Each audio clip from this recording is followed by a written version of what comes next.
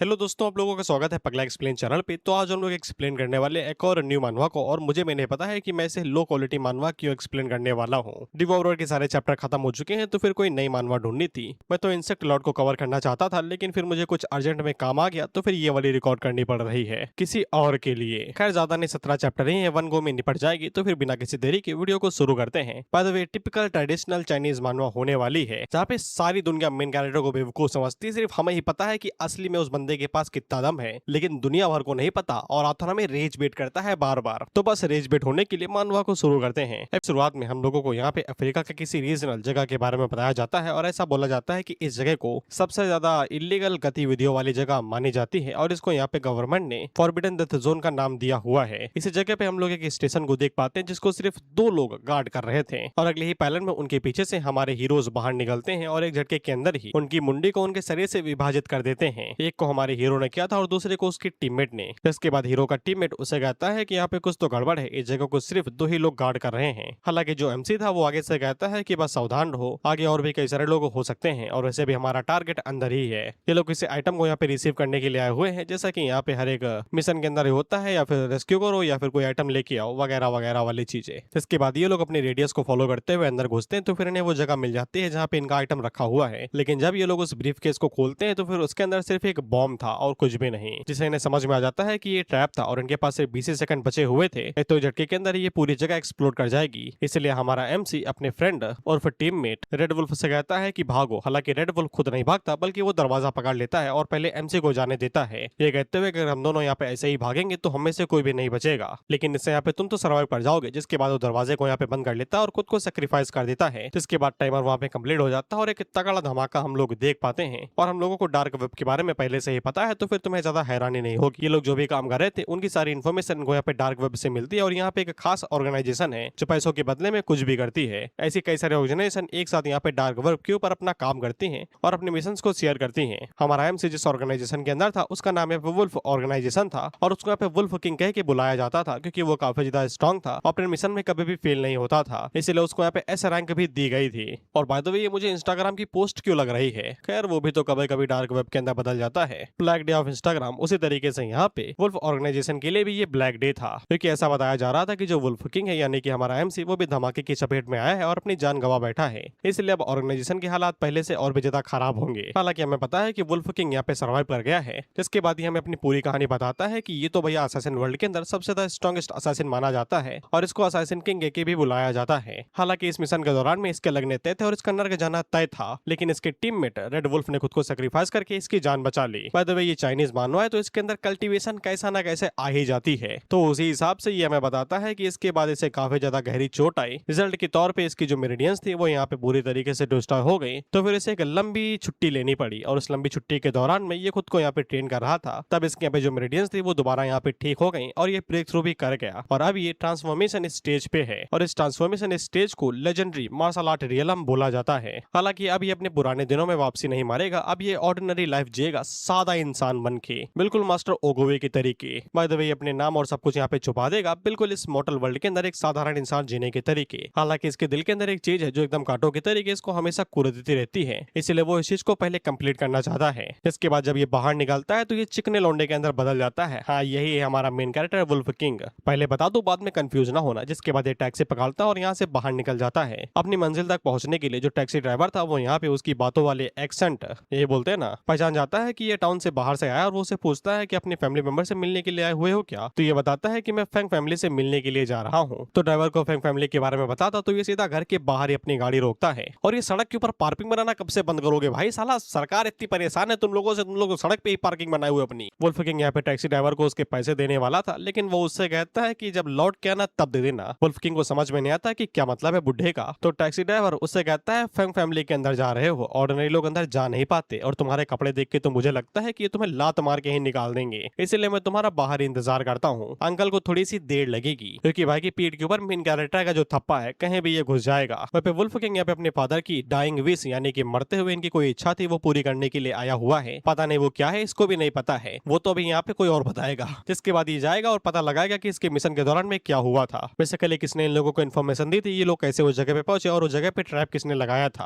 हालांकि यहाँ पे वुल्फ किंग जैसे अंदर जाने वाला था, तो फिर गार्ड उसे रोक लेते हैं। एज यूजुअल लुकिंग रोकेंगे ही, अंदर थोड़ी ना घुसने देंगे तुमको। और वो उसने पे इन्विटेशन मानते हैं क्योंकि यहाँ पे कुछ पार्टी वार्टी चल रही थी, इसलिए इन्विटेशन जरूरी था। वुल्फ किंग आगे से एक फोटो बाहर निकालता और बताता है कि वो यहाँ पे फेंग वैनमिंग से मिलने के लिए आया हुआ है, जो कि उसके फादर का दोस्त था। और वो उन लोगों को यहाँ पे फोटो दिखाता है तो उन लोगों को जानी पहचानी सी याद तो आती है, लेकिन वो लोग अभी भी कंफर्म नहीं थे। तो सीचन आगे से एक डिब्बा बाहर निकालता और कहता है जाओ और जाके अंकल फेंग को ये दिखाओ, वो जैसे इस बैच को देखेंगे तो उन्हें सब कुछ याद आ जाएगा। और ये कुछ ज्यादा ही पोलाइट थी, इसलिए यहाँ पे ये तुरंत इस चीज के लिए मान जाते हैं और हम लोग यहाँ पे पार्टी को देखते हैं। जिसके बाद हम लोग अनग्रेटफुल और अनरोमांटिक फीमेल एमसी को देखते हैं, जिसकी पहले ही सगाई हो चुकी थी किसी और के साथ में, और वो शादी करके वहाँ पे जाने वाली थी, इसलिए यहाँ पे पार्टी चल रही थी। इसके बाद हम लोग अंकल फेंग को देखते हैं, जिनसे यहाँ पे वुल्फ किंग मिलने के लिए आया हुआ है। वो सभी लोगों को बता रहा था कि आज देखो भाई, मेरी डॉटर यानी कि फेंग फैमिली की डॉटर ये यून और साथ ही में वैन फैमिली के सबसे बड़े बेटे वैंग जिंग के बीच में सगाई होने वाली है, इसलिए सब लोग खुश रहो और उन्हें यहाँ पे बधाई दो। और ये है वो दोनों, और शादी तो बस अगली रूप है, इनका असली मकसद तो बस यहाँ पे बिजनेस करना है। खैर ये खुशी ज्यादा देर तक चलेगी नहीं, क्योंकि यहाँ पे वुल्फ किंग सनी बन के आ गया है इनकी जिंदगी के अंदर। इसके बाद वो गार्ड यहाँ पे आता है और अंकल फेंग को यहाँ पे वो बैच दिखाता है। वो जैसे उस बैच को देखते हैं तो तुरंत ही इस बैच को पहचान जाते हैं और आगे से कहते हैं कि जियांग फैमिली यहाँ पे आई है। वहीं पे अंकल फेंग के जो वाइफ थे उनके एक्सप्रेशन बदल जाते हैं और वो पूछते हैं कि इस टाइम पे वो यहाँ पे क्यों आए हैं। वहीं पे उनकी जो सबसे छोटी बेटी थी वो आगे से पूछती है कि आप दोनों के एक्सप्रेशन इतने ज्यादा बदल क्यों गए। तो वो बताती है कि देखो बेटा, तुम्हारे फादर ने यहाँ पे बाल विवाह करवाया था तुम्हारी बड़ी बहन जियन और जिंग फैमिली के सबसे बड़े बेटे जियांग हाओ से। तो वुल्फ किंग का नाम जियांग हाओ है, तो उसे हम यही बुलाएंगे जियांग हाओ। इससे छोटी बेटी काफी ज्यादा हैरान होती है और वो फैमिली के हेड यानी कि ग्रैंडफादर से कहती है कि अगर वो लोग यहाँ पे आए लेकिन फिर भी आप किसी अजनबी से तो थोड़ी ना हमारी बहन की शादी करवा दोगे। बड़ो आगे से कहते हैं ठीक है भाई, थोड़ा सा पैनिक ना करो, जाओ और जाके पहले उस लड़के से तो मिलो, देखो कि वो किस लिए आया है यहाँ पे। तो फिर अंकल फेंग चले जाते हैं जियांग हाओ से बात करने के लिए। इसके बाद अंकल फेंग यहाँ पे आते हैं और जियांग हाओ को तुरंत ही पहचान जाते हैं और उससे कहते हैं कि इतने सालों के बाद तुम्हें देख रहा हूँ और इतने सालों से तुम्हें ढूंढने की कोशिश की,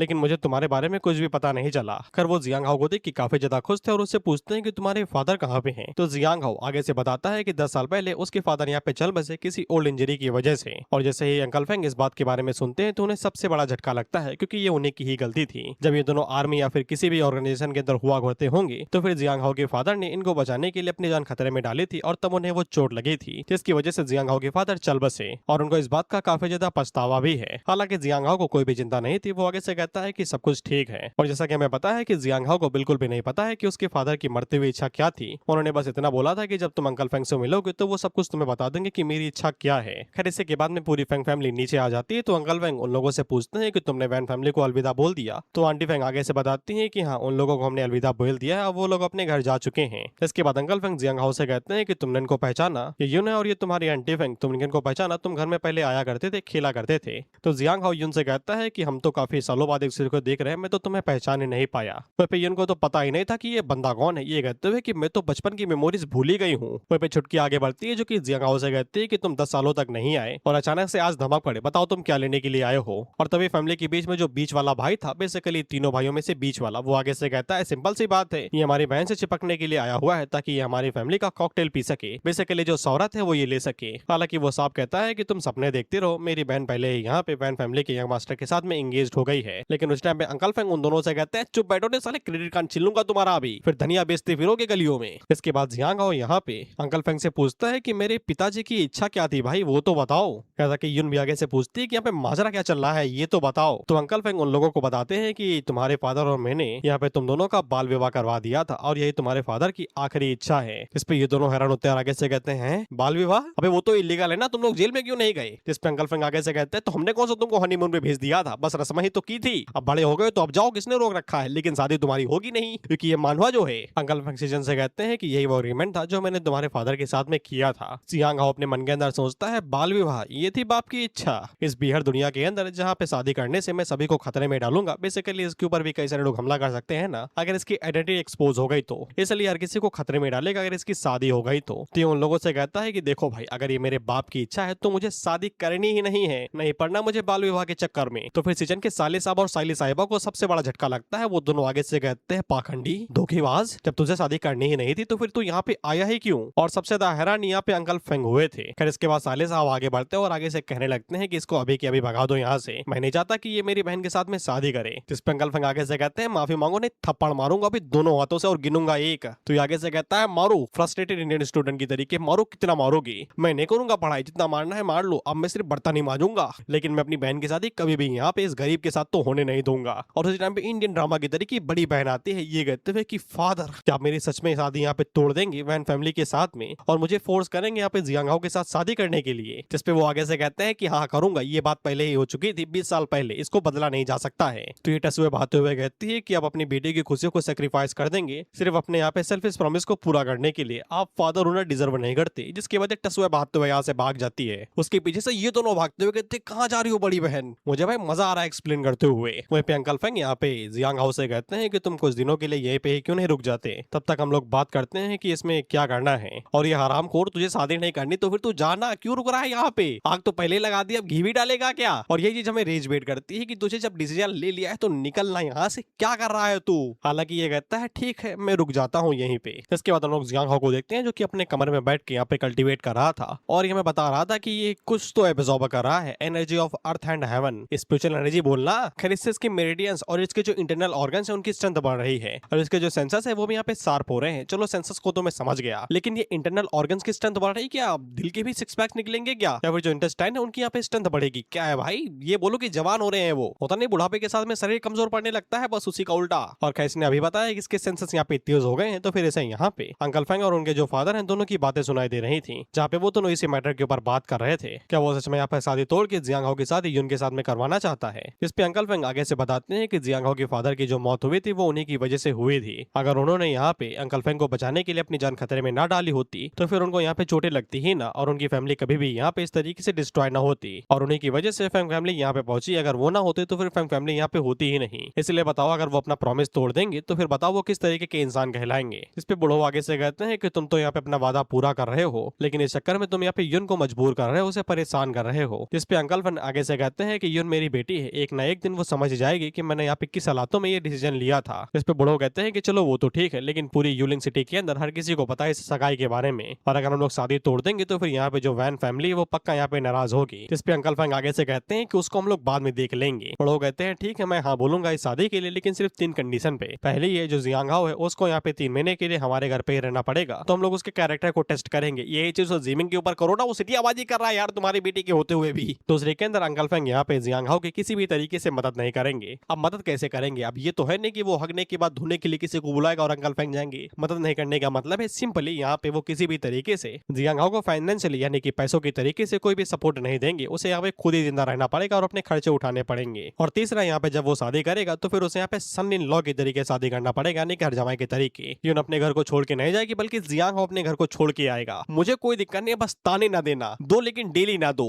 हफ्ते में दो ना दवाई की तरीके। अंकल फेंग को तो कंडीशन में कोई भी दिक्कत नहीं थी लेकिन जो तीसरी वाली थी उसके लिए यहाँ पे लड़के थोड़ा सा आनाकानी कर सकते हैं। मुझे कोई दिक्कत नहीं है, तुम रख लो, बस ताने ना देना। इसलिए वो यहाँ पे हाउस से पूछ के बताएंगे। बड़ो आगे से ये बोलते हैं कि फेंग फैमिली की यहाँ पे काफी ज्यादा बढ़िया पोजीशन है पूरी सिटी के अंदर, उनकी काफी ज्यादा जाने माने चर्चे हैं। इसलिए वो लोग कैसे अपनी सबसे बड़ी बेटी की शादी किसी ऐसे से करवा देंगे जिसके पास कोई बैकग्राउंड ही नहीं है। तो ना कराओ ना, भगा दो हरामखोर को घर से, लात मार के अभी की अभी। खैर इसने उन दोनों की यहाँ पे सारी बातें सुन ली थी सेंसस की मदद से, तो इसे यहाँ पे समझ में आ गया था कि वो अंकल फेंग को और ज्यादा परेशान नहीं कर सकता है। वो पहले से ही यहाँ पे जियांग हाओ की वजह से परेशान है तो तू चला जाना घर से, किसने रोका है तुझको वैसे भी शादी नहीं करनी है। खैर इसके बाद अंकल फेंग यहाँ पे आते हैं जिसके बाद वो यहाँ पे जियांग हाओ से वही से पूछते हैं जो हमने पहले ही सुन लिया है और वो उसे कंडीशंस के बारे में बताते हैं। तो जियांग हाओ को कंडीशन के बारे में तुरंत ही मान जाता है, तुझे तो नहीं रहना था ना यहाँ पे, तू क्यों माना बे। करे कंडीशन को मान जाता है तो वो उसे कहते हैं कि मैंने तुम्हें गलत समझ लिया था, मैं अब तुम्हारे लिए सारी तैयारियां करवाता हूँ। वह पे ये हमें बताता है कि 3 महीने के बाद मैं यहाँ पे रहूंगा ही कहाँ पे, मैं सिटी से दूर चला जाऊंगा तो मेरी शादी भी वहीं पे ही टूट जाएगी। तो घर से बाहर निकलना इनके, कहीं होटल पे जाके रहे, ढाबे पे रहे, घर में क्यों रह रहा है, इनके ताने खुद सुनेगा और हमें भी सुनाएगा और हमें रिजवेट करेगा। और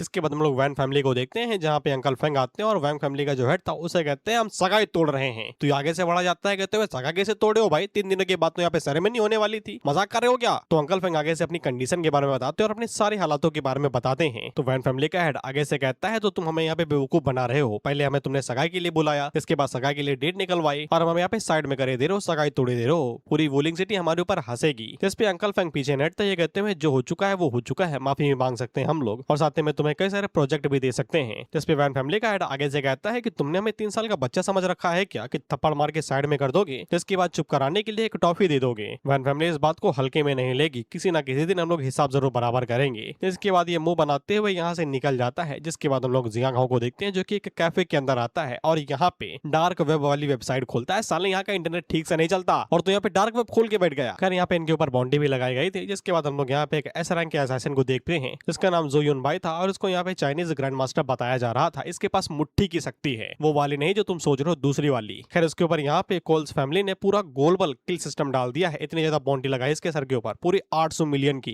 वो भी यूएस डॉलर। रुपीस में तो 76 खरब 69 करोड़ 40,40,000। इसे तो एक बार तो यहाँ पे जियांग हो भी हैरान होता है कि इतना पैसा कौन लगाता है भाई किसी के ऊपर बाउंड्री के नाम पे, जिसके बाद उसे और भी ज्यादा इन्फॉर्मेशन मिलती है। तो फिर हमें बताया जाता है यहाँ पे कोई चाइनीज स्टूडेंट है जिसके ऊपर यहाँ पे आर और उसका यहाँ पे कत्ल कर दिया गया, और इस केस का यहाँ पे जो प्राइम सस्पेक्ट था वो यहाँ पे कोल्स फैमिली का डिसेंडेंट था, और इसने यहाँ पे एक असैसिन भी हायर किया था ताकि वो यहाँ पे जो विक्टिम है उसकी मदर को मरवा सके, क्योंकि वो बार बार यहाँ पे जस्टिस के लिए पिटीशन फाइल कर रही थी। और जो मास्टर युनबाई हैं उनको यहाँ पे इनजस्टिस और बुरे से बहुत ज्यादा नफरत है, तो फिर उन्होंने यहाँ पे खुद ही कोल्स फैमिली का जो रेसिडेंट है और उसका जो प्राइवेट बॉडीगार्ड थे उन सभी को मौत के घाट उतार दिया, क्योंकि उन्हें यहाँ पे ये सब कुछ सहन नहीं हो रहा था। जियांग हो ऐसे कहता है कि मेरे मास्टर के दोस्त से यही तो उम्मीद की जा सकती है कि उसे यहाँ पे बहुत ज्यादा नफरत है एविल से और इविल लोगों से। इसके बाद यहाँ पे अभी के वुल्फ ऑर्गेनाइजेशन वाले लीडर के बारे में पढ़ता है, तो फिर उसे पता चलता है कि अभी का जो वुल्फ ऑर्गेनाइजेशन का जो लीडर है वो यहाँ पे स्काई वुल्फ है, और उनकी जो पोजीशन है वो नंबर 4 पे आ गई है। जिससे यहाँ पे जियांग हो काफी ज्यादा हैरान होता है, क्योंकि यहाँ पे रेड वुल्फ ने अपनी जान खतरे में डाली थी, तो इस हिसाब से और उसके यहाँ पे रिटायर होने के बाद में लोन वुल्फ को कमांड उठानी चाहिए थी, लेकिन उसने नहीं उठाई। इससे जियांग हो को समझ में आ जाता है कि किसी ने अंदर से यहाँ पे उनकी मिशन के दौरान में छेड़छाड़ की थी, उनको यहाँ पे सेटअप किया था, बेसिकली षड्यंत्र रचा था। और अब यहाँ पे जियांग हो को पता लगाना है कि वो गद्दार कौन है ताकि वो रेड वुल्फ की मौत का बदला ले सके। इसके बाद ये कैफे से बाहर निकलता है ये कहते हुए कि कुछ दिनों के लिए मुझे यहीं पे रुकना चाहिए और जगह के बारे में थोड़ा सा और पता लगाना चाहिए ताकि मुझे यहाँ पे कोई लीड मिल सके।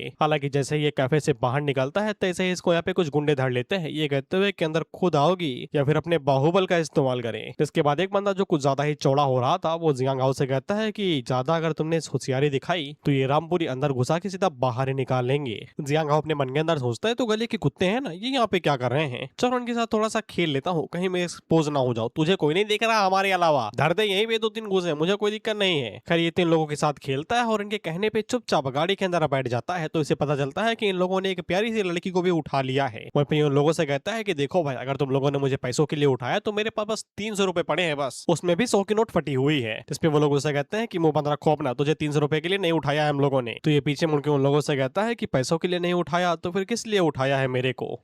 तभी साइड से बंदा बाहर निकलता है जो कि आगे से कहता है बी केएल साले कीबी से चल रहा है यहाँ पे, कि तो सवाल पूछेगा और हम लोग जवाब देंगे, चुपचाप बैठ, जब काम खत्म हो जाएगा तो फिर तुझे पैसा मिलेगा, वो भी अंधा पैसा। इस पे जियांग हो मन के अंदर कहता है मुझे पैसा मिलेगा। जिसके बाद हम लोग एक फैमिली मीटिंग को देखते हैं और यहाँ पे एक बंदा आता है जो बुढ़ा था, वो पूछता है कि तुम्हें कुछ पता चला कि किसने यहाँ पे हमारे यायो को किडनैप किया है। तो वो बंदा आगे से बताता है कि उसने अंडरवर्ल्ड और पुलिस हर जगह पे चेक कर लिया है लेकिन उन्हें कोई भी यहाँ पे खबर नहीं मिली। तो फिर यायो के जो फादर थे जिन्होंने चश्मा पहन रखा था वो सभी आगे से कहते हैं कि हम लोग क्या करें फिर। वो जो कि शायद से फैमिली के हेड होंगे, सीनियर होंगे, वो आगे से कहते हैं कि अब हम लोगों को दोनों सिनेरियो के लिए यहाँ पे रेडी रहना चाहिए, किडनैपर्स को ढूंढने के लिए भी और साथ में यहाँ पे पैसा इकट्ठा करना चाहिए क्योंकि वो रिश्वत भी तो मांगेंगे। इनकी फैमिली में शायद से 2 या फिर 3 बेटे थे। ये जो मोटा वाला था ये पता नहीं कौन सी पोजीशन पे होगा, ये आगे से कहता है, लेकिन इनकी कंपनी के जितने भी मेजर प्रोजेक्ट हैं वो सभी इतने समय अपनी फाइनल स्टेज पे हैं, तो फिर इनके पास अभी एक भी पैसा नहीं अकाउंट के अंदर। अरे लोन ले लो भाई, तुम लोगों को तो कंपनी आराम से लोन दे देती है। फिर इसके बाद बड़ो उस मोटे वाले से पूछते हैं कि तो फिर तुम क्या सजेशन देते हो। तो ये आगे से कहता है कि हम लोगों को किडनैपर्स के साथ में, सुन रहे हो, किडनैपर्स के साथ में नेगोशिएट करना चाहिए और पैसों को कम करना चाहिए, 1 मिलियन के आसपास लाना चाहिए। अभी तक इन लोगों के पास किडनैपर्स का कॉल नहीं आया लेकिन ये लोग अभी भी यहाँ पे लगे हुए हैं। वहीं पे यायो के जो फादर थे वो सभी आगे से कहते हैं तुम्हारा दिमाग खराब है, कितने गैर जिम्मेदार हो तुम, अगर तुम्हारा बेटा किडनैप हुआ होता तो फिर क्या तुम अभी भी यहाँ पे इस तरीके से बार्गेनिंग करती। तो ये आगे से कहता है मैं तब भी करता दोस्त, तुम मानो या ना मानो। खैर उसी टाइम में फैमिली के उन लोगों से कहते हैं चुप बैठो तुम दोनों, और वो उन दोनों से कहते हैं किसी भी तरीके से पैसों का जुगाड़ करवाओ, पैसे तो सिर्फ आते जाते रहेंगे लेकिन अगर वो चली गई तो फिर वो हमेशा के लिए चली जाएगी।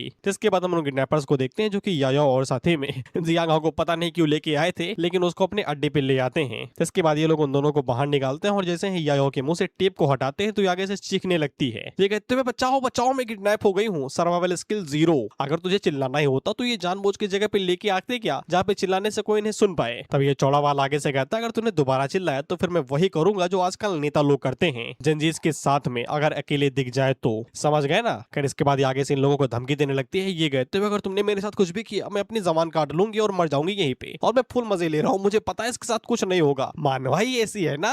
फिर उस टाइम पे दूसरा बंदा आता है जो कि उसे कहता है बकवास बंद करो, सीधा काम पे लगो। इस पे आगे से कहता है कि तुम्हें भी पता है कि मेरे कैमरा स्किल्स कितनी ज्यादा बढ़िया हैं। इसके बाद ये लोग कैमरा भी ले आते हैं और ये साला कौन से बाबा आदम का लेके आया, उसको चलाना पड़ता है भाई बार बार, मतलब चक्का है ना इसके अंदर। क्रिस्टोफर नॉलन वाला बाहर निकालो यार, उसमें तो 4K आएगा, इसमें तो 180p भी नहीं आएगा। तो याओ की फैमिली का नाम जिन फैमिली है और वो उन लोगों से कहती है कि तुम लोग एक मर्डर को यहाँ पे फिल्म करना चाहते हो ताकि तुम मेरी फैमिली से पैसे मांग सको। जिस पे वो कहते हैं कि तुम तो बड़ी स्मार्ट हो यार, तुम्हारे तो पैर बांध देने चाहिए ताकि तुम हमें और स्मार्ट करके भाग ना जाओ यहाँ से। वो पे ये उन लोगों से कहते हैं कि तुम लोग दरिंदे हो, जानवर हो तुम लोग ऐसा कैसे कर सकते हो। वो पे जियांग उन लोगों से कहता है कि सालो तुमने तो बोला था कि तुम मुझे पैसे दोगे जैसे ही काम खत्म हो जाएगा, अपनी शब्दों से वापस आ रहे हो क्या। जिस पे वो लोग उससे कहते हैं कि देंगे यार पैसा, तुम्हें पक्का देंगे, जब तुम मर जाओगे ना तुम्हारी लाश के ऊपर हम लोग अंधा पैसा जलाएंगे। बेसिकली इन लोगों ने यहाँ पे जियांग को बस ऐसे ही उठा लिया। वो लोग उसके ऊपर यहाँ पे अपनी स्किल्स का प्रदर्शन करेंगे और उसकी वीडियो रिकॉर्ड करके याओ की फैमिली के पास में भेजेंगे और उसे कहते हैं कि यही चीज तुम्हारी बेटी के साथ में होगी अगर तुमने पैसे नहीं दिए। स्मार्ट क्रिमिनल्स,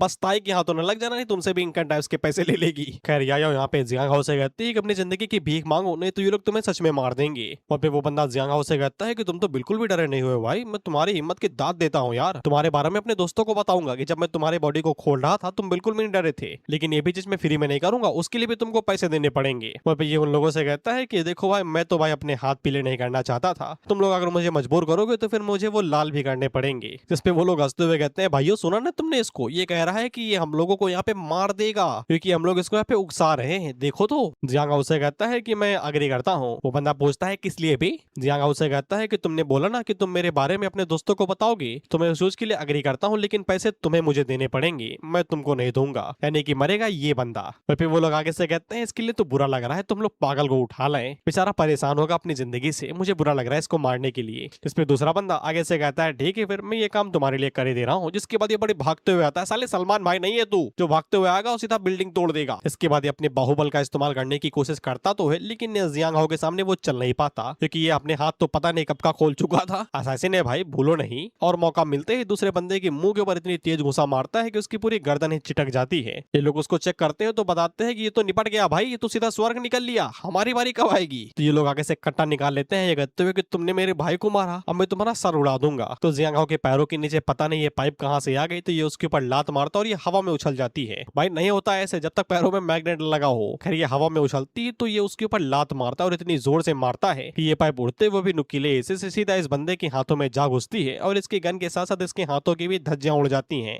इसके बाद ये बाकी लोग भी आ जाते हैं साथ ही में कट्टा लेके ये कहते हुए कि जल्दी खत्म करो भाई से। इसके बाद वो लोग यहाँ पे जियांग हाउ के ऊपर कट्टा भी चला देते हैं और नीचे सनसेट लिख के आ रहा है, भाई साफ दिखाई दे रहा है क्या इस्तेमाल हो रहा है इसमें, सनसेट न लगाओ। खैर जियांग हाउ भी यहाँ पे बॉलीवुड का 14 था तो वो इजिली यहाँ पे उन सभी के बुलेट्स को डॉज करता है और सीधा दिलों से बात करता है अपने हाथ को उनके दिल के अंदर घुसा के, और वो इसी तरीके से हर किसी का दिल चुराते हुए इस बंदे की तरफ बढ़ा था जिसके हाथों में कट्टा था। अब तक तो इसकी भी फटके 4 हो गई थी और ये अब ये जियांग हाउ से पूछ रहा था कि तुम कौन हो। तो जियांग हाउ इसके पीछे से आता और उससे कहता है कि तेरी औकात नहीं है मेरा नाम जानने की, by the way Amitabh Bachchan नाम है मेरा। जिसके बाद वो इस गंजे का गोबरा पकड़ता और जमीन के ऊपर दे मारता और इसका भी खेल खत्म। और जियांग हाउ को इनके पास से बस $300 ही मिले हुए थे। और जियांग हाउ लोगों से कहता है हराम खोरो, इससे ज्यादा तो मेरे पास थे, कम से कम सही तो बताते कितने कम पैसे है तुम्हारे पास, मैं अपनी तरफ से दे देता तुमको। खैर उसी टाइम पे याओ यहाँ पे जियांग हाउ से कहती है कि मुझे थोड़ा सा खोल दोगे क्या। तो जियांग हाउ आगे से ऑरा फॉर्म करने के लिए अपनी चाकू को इसकी तरफ फेंकता है तो वो सिर्फ रस्सियों को काटते हुए बाहर निकलती है, हाथों को नहीं काट। याओ उसको यहाँ पे थैंक यू बोलती है तो जियांग हाउ उससे कहता है शुक्रिया बोलने की जरूरत नहीं है, बस किसी को ना बताना कि मैं यहाँ पे था। इसके बाद यहाँ पे पुलिस आ जाती है हमेशा की तरीके लेट। अबे कभी तो टाइम पे आ जाओ हराम खोरो, रियलिटी में ना सही कम से कम फिक्शन के अंदर तो आ जाओ। और इन लोगों ने याओ को रेस्क्यू कर लिया था सिर्फ फाइल के ऊपर, और उतने में यहाँ पे याओ के फैमिली मेंबर्स आ जाते हैं तो ये उन लोगों को गले लग जाती है। तभी एक बंदा यहाँ पे रिपोर्ट लेने के लिए आता है और वो याओ से पूछता है कि किस बंदे ने इनको मारा और किसने तुम्हें बचाया, क्या तुम उसके बारे में बता सकती हो कि वो कैसा दिखता है। तो याओ आगे से बताती है कि मुझे उसका चेहरा नहीं दिखाई दिया। तो वो पूछता है कि उसकी फिजिक कैसे थी। तो याओ आगे से कहती है कि मोटा था, छोटा था और खोटा भी था। इसके बाद याओ अपनी फैमिली के पास में पहुंच जाती है और जो ग्रैंडफादर थे वो उससे कहते हैं कि मैंने तुम्हें बचपन से देखा है, तुम झूठ बोल रही थी वहाँ पे, तुमने पुलिस से झूठ क्यों बोला। याओ बताती है कि उसने देखा था कि उसका सेवियर कैसा दिखता है, लेकिन उसने यहाँ पे प्रॉमिस लिया था कि वो किसी को उसके बारे में बताएगी नहीं, तो वो यहाँ पे उसको धोखा नहीं देना चाहती। ग्रैंडपा उससे कहते हैं ये तो अच्छी बात है कि तुम अपने वादे को निभा रही हो, लेकिन हमारी फैमिली की भी पहुंच भी काफी ज्यादा ऊपर है, तो फिर ये बात अभी भी अनक्लियर है कि वो मैन जो तुम्हें बचा के गया था वो पूरा एक कोइंसिडेंट था या फिर उसके उसके पास भी कुछ बुरे इरादे हैं तुमको लेके। तो यायाओ आगे से कहती है कि वो इस बात को ध्यान रखेगी। तो उसके ग्रैंडफादर उसको कमरे में भेज देते हैं। वैसे भी आज उसका दिन पूरा यहाँ पे खराब था।